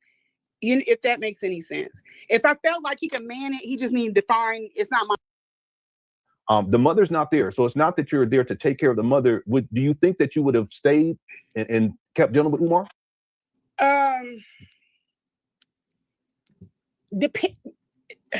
It depends on how bad his mental health was. If that makes any sense. If I felt like he could man it, he just needed to find. It's not my problem. He just needs to find a female to help him come in here and get this stuff together. If he was actively showing, look, hey, I'm looking for a wife, I'm trying to find somebody to come in here and get my home together, get my travel together, do all of this stuff. Yeah, but maybe not. He showed you none of that, yet you were willing to give him all of that. Because his mouth is atrocious, and I just been like, you know what, it's all on you, buddy. You got to do it. But when the mom was in the mix, she was cool. Me and her was cool. It was when he came back, that's when shit went like, it tanked. It's like he was like the dark cloud that resurfaced. It was kind of okay because he was gone, he was on the road. And I was thinking, if I'm in a home situation like this, he ain't gonna be around no way. It'll just be me and her. And whatever he did out on the road, there's never no text messages about me. Hey, why are you hugged up with that girl? Oh, it was never about anything he did. Have fun. I told him have fun. But it's when it came down to her, when he started slipping, I was like, yeah, this is weird. I can't do it. So I think possibly it was the fact that I had gotten my sights set on like caring for her maybe, but also seeing some type of progress before it was just like halted.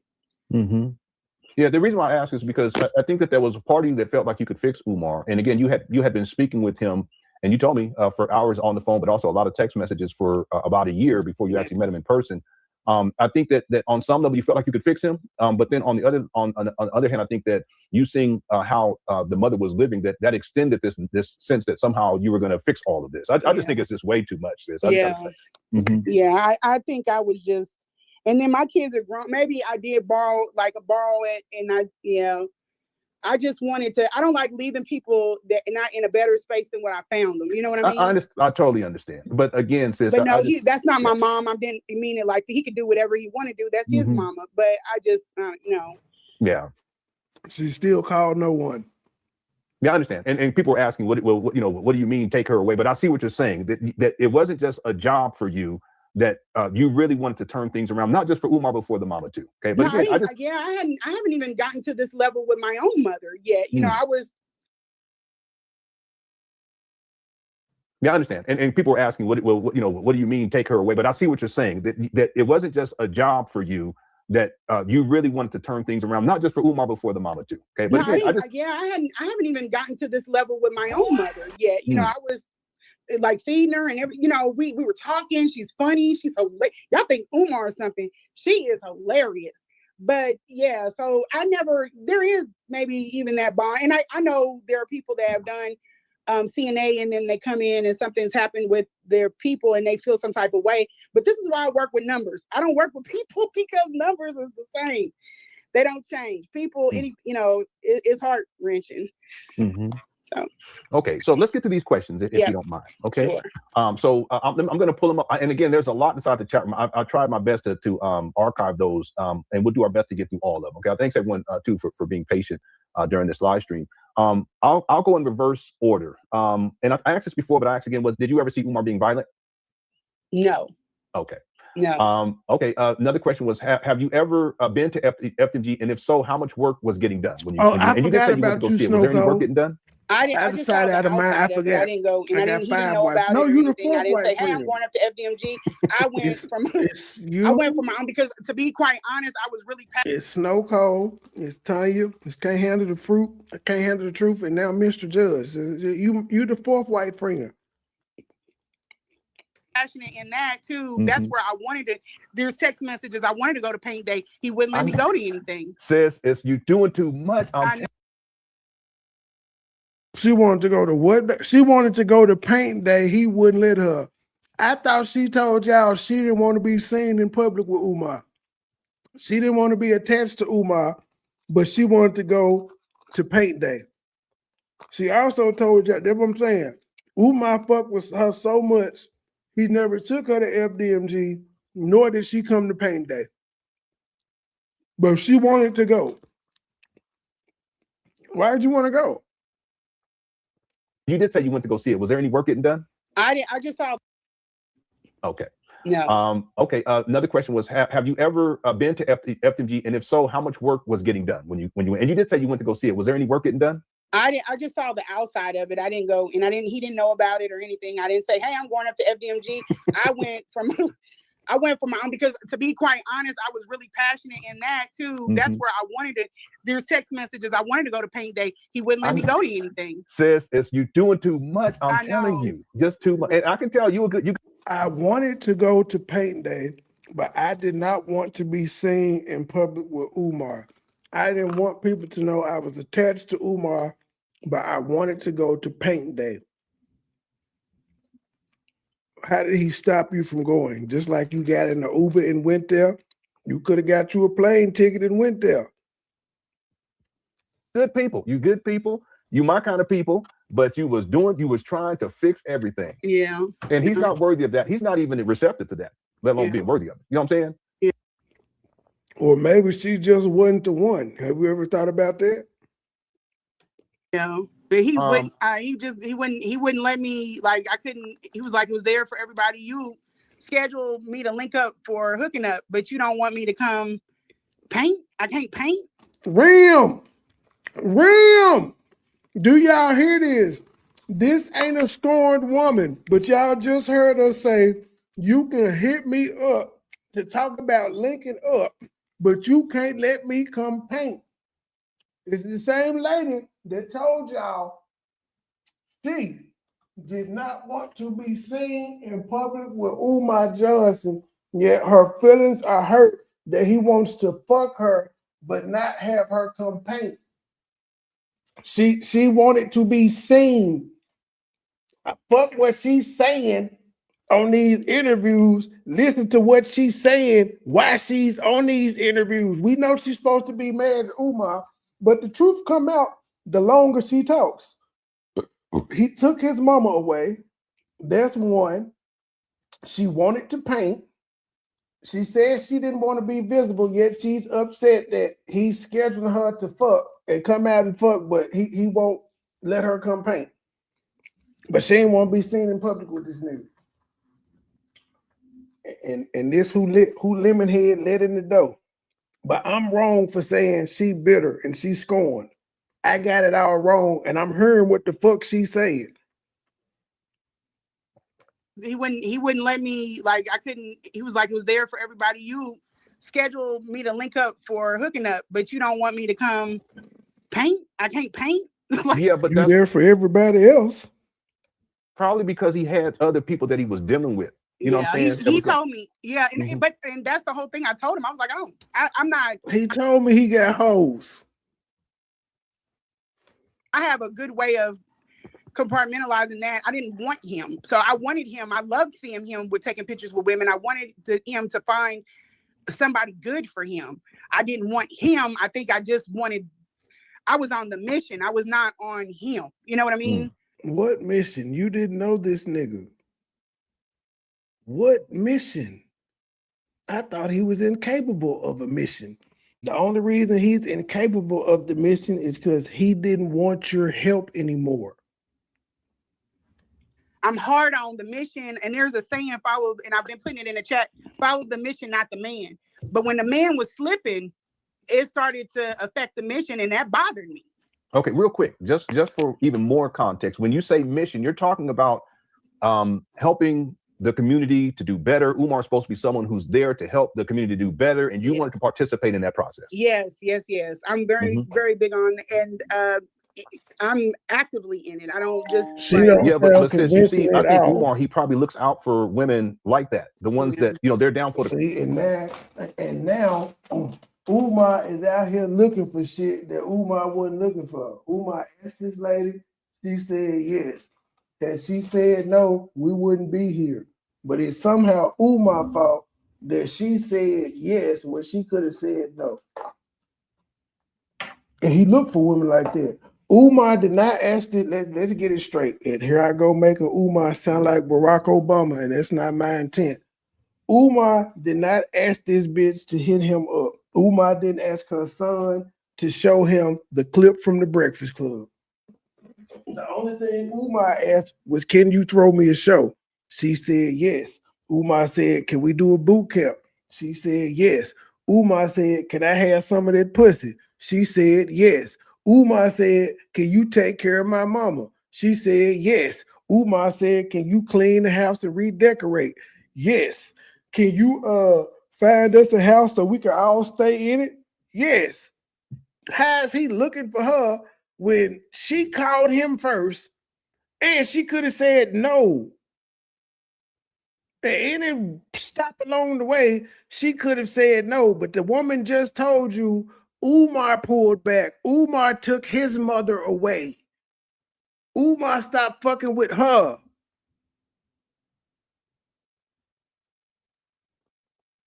Cause, but then for Umar, it's also in his own mind as a predator. I ain't Mr. This is the type of woman that I want. Mr. Judge. I don't want to have to do this shit. I swear I don't. Y'all see, I did the interview with Loon and I cut his ass up the other day. I defended him a little bit too, but most of it was cutting his ass up. I hate to have to do this, but lady, the nigga took his mama away from you. He took away the vision from you. You was upset. He took away the Shango stick. He wouldn't let you paint. At least try to see if I can get her to do stuff for me under the guise of for the cause, but it's more than that. Yeah. In some cases, it ain't got nothing to do with that. Yeah. And that was a lot of the thing with Philly, because I was like, there's so much work in Philly. Why hasn't he ever touched down in Philly? Like, get in the trenches, get busy. It's so much work out there to do. Because that ain't what he do, ma'am. He's a public speaker. He ain't no goddamn activist. Why don't you get your ass in the trenches? We ain't seen you in no goddamn trenches. We heard you talk about it, never seen it. And I don't know what his reasoning was, but, you know, it's a lot of the reason why I didn't have a problem going to Philly there. And I asked him about all of this stuff. This is so good that I kept these text messages. Like, I asked him about, you know, why is Philly pumping out all these activists? Why do you think? And he's aloof. He didn't want to talk about it. He never wanted to talk about the movement, anything when he was with. He never wanted to talk about any of that stuff. What did you guys mainly talk about? Sex. Bullshit. Like nothing. Sex. What did you guys mainly talk about? Bullshit. Like nothing. Okay, if they mainly talked about bullshit, where's all this? He opened up to me. He told me deep, dark secrets and all of this other shit. When did all these conversations happen if you admitting that y'all mainly talked about bullshit? No. I'm talking. He's very much like a child. He's very much like a child. He's very a child you wanted to help. He doesn't catch jokes very well. I can't like joke with him via text because he doesn't. That's why most of our texts were sexual, because there's nothing else that you can link with. I have like an eclectic taste when it comes to. She admits most of their text messages are sexual. But she wasn't just a jump off. She said most, not half, not a large percent. Most of our text messages were sexual. We talked about bullshit. You know, I can be talking about Game of Thrones in 1 minute. I could be down here and something else. I'm all over the place. Like I was talking about Iridium with him, and he was just like, he's lost. His intellect is very one stream. It's all about the movement, or, you know, and with that, when I started to speak on, he ain't care about the movement. It's one stream. It's all about the movement. But you said he don't care about the movement. But his mind track is all about the movement. It just both sides of your neck. And this is what you came up to talk about after this nigga said your pussy was stinking. Like the move, I'm asking him about move a year ago. And Lennon, you said Umar Johnson. He was like, just gave me a very like simple answer. I was like, no, go into depth. You out there with some, tell me what's the real stuff. Like, you know, and he didn't have nothing for me. And that was another thing that kind of, I was like, oh, you ain't know. Because it was flat. I was wanting. But you kept talking sexual to him, ma'am.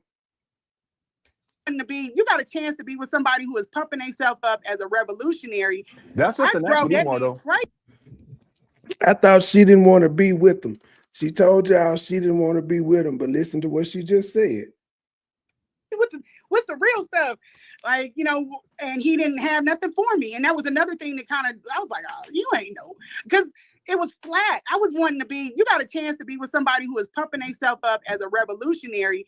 I was wanting to be, you got a chance to be with somebody that's pumping themselves up as a revolutionary. I didn't want him, no, but this is what I'm telling myself. You got a chance to be with a nigga who's a revolutionary.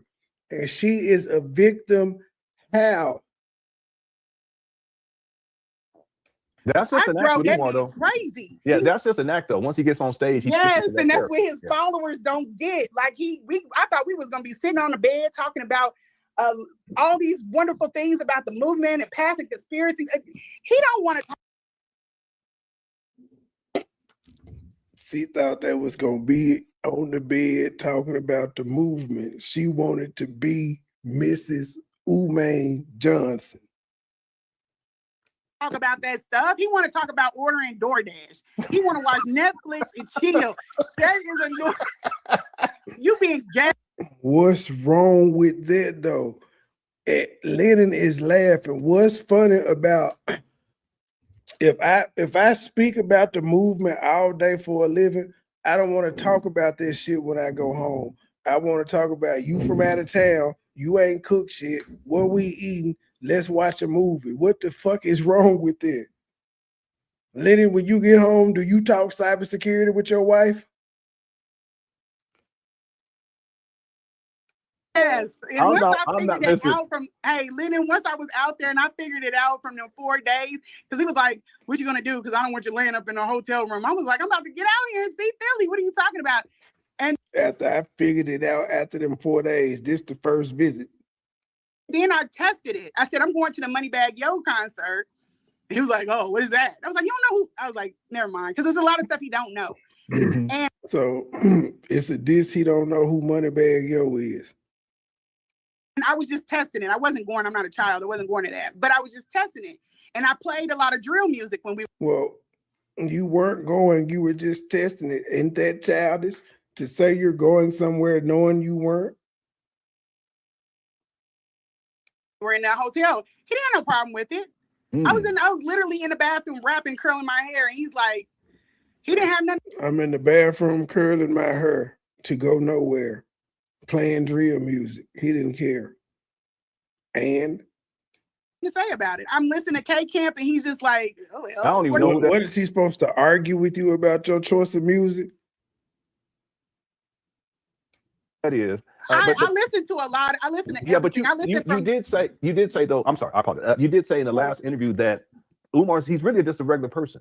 He is. He's playing a character. People do not understand. Like all people are regular persons. I thought he was vegan. Oh, I meant to send you the picture of the hotel room after he left. I thought he was vegan. He wants his mother to be vegan, so he's bought all of this stuff. It's like he talked to a vegan and just bought all this stuff. He didn't even care if I knew how to fix vegan food or anything. He was just like, that's vegan stuff. And then here's a cabinet, 2 cabinets full of all of this snack stuff. He didn't like try to say, hey, do you know how to prepare it? This is how I want her to eat. He didn't have a meal plan. He didn't have a schedule. And even when we were at the room, I was like, oh, well, I can't order that because I know he ain't going to eat it. I was like, well, what do you want to get to eat? He's like, I want chicken nuggets and pizza. And I was like, he's such a faker. Like when he came back from Atlanta, he was fasting. He was like, I was like, what are we going to eat? He was like, Chinese food. I'm like, oh, wait a minute, hold up. The Prince of Peanut, you want to eat. Even I got a text when I was at the vending machine and I said, pick something, Papa. And he said, Twix. I was like, okay. We at the vending machine and I said, pick some Papa. Not Umar. Pick some Papa. But also she didn't want to be seen in public with Umar, but they at the vending machine together where she's saying, pick some Papa. And I bought him a Twix. He's just a normal person. He's not, I think that's probably why things got a little on because I can be a little bit militant in my thought. We got along like, okay, we didn't really have any issues where, you know, like if I played Ministry, like if I'm listening to heavy metal and I played Ministry, he wouldn't have cared. And I tell people his ringtone was what's his name? Sam Smith. He's a white man that is, you know, homosexual. What? That's his ringtone. What are you talking like the about? leader of the black movement, huh? What are you talking about? Sam Smith? Yeah, he likes that one song by Sam Smith. Who is Sam Smith? Sam Smith is like this. He's very colorful. Yeah, he do. I'll see right now. He looks very gay. He's a no disrespect. I thought Umar ringtone was notorious. A normal guy. And he has something bad to say about everybody. Yeah, he does. What's the song though that he likes? Do you know? It's the one where Mary J. Blige. Oh, Stay with me. Yeah, stay with me. Mary J. Because that damn ringtone would go all night long. Like, bro, turn off the phone. That is too funny. I'm gonna listen to this when I get a chance. Yeah. Yeah, it's a good song, you know, but it wasn't what I thought he was gonna be listening to. Yeah, I know. I didn't think he. Yeah. And I love it. I can listen to all types of music. Yeah, I love Mary J. But he wasn't my type of person, but I gave it a chance because, you know, I thought that we had that in line, and then I was hoping. He wasn't my type, but I gave it a chance, cuz.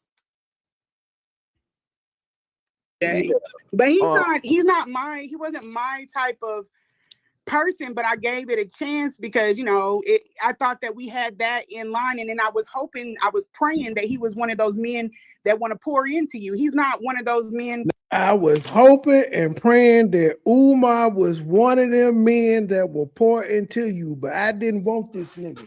Ladies and gentlemen, I'm gonna play that again. Then we're gonna get the fuck up out of here. We coming back. Oh, best believe we are coming back because this bitch talked for 5 hours and 41 minutes.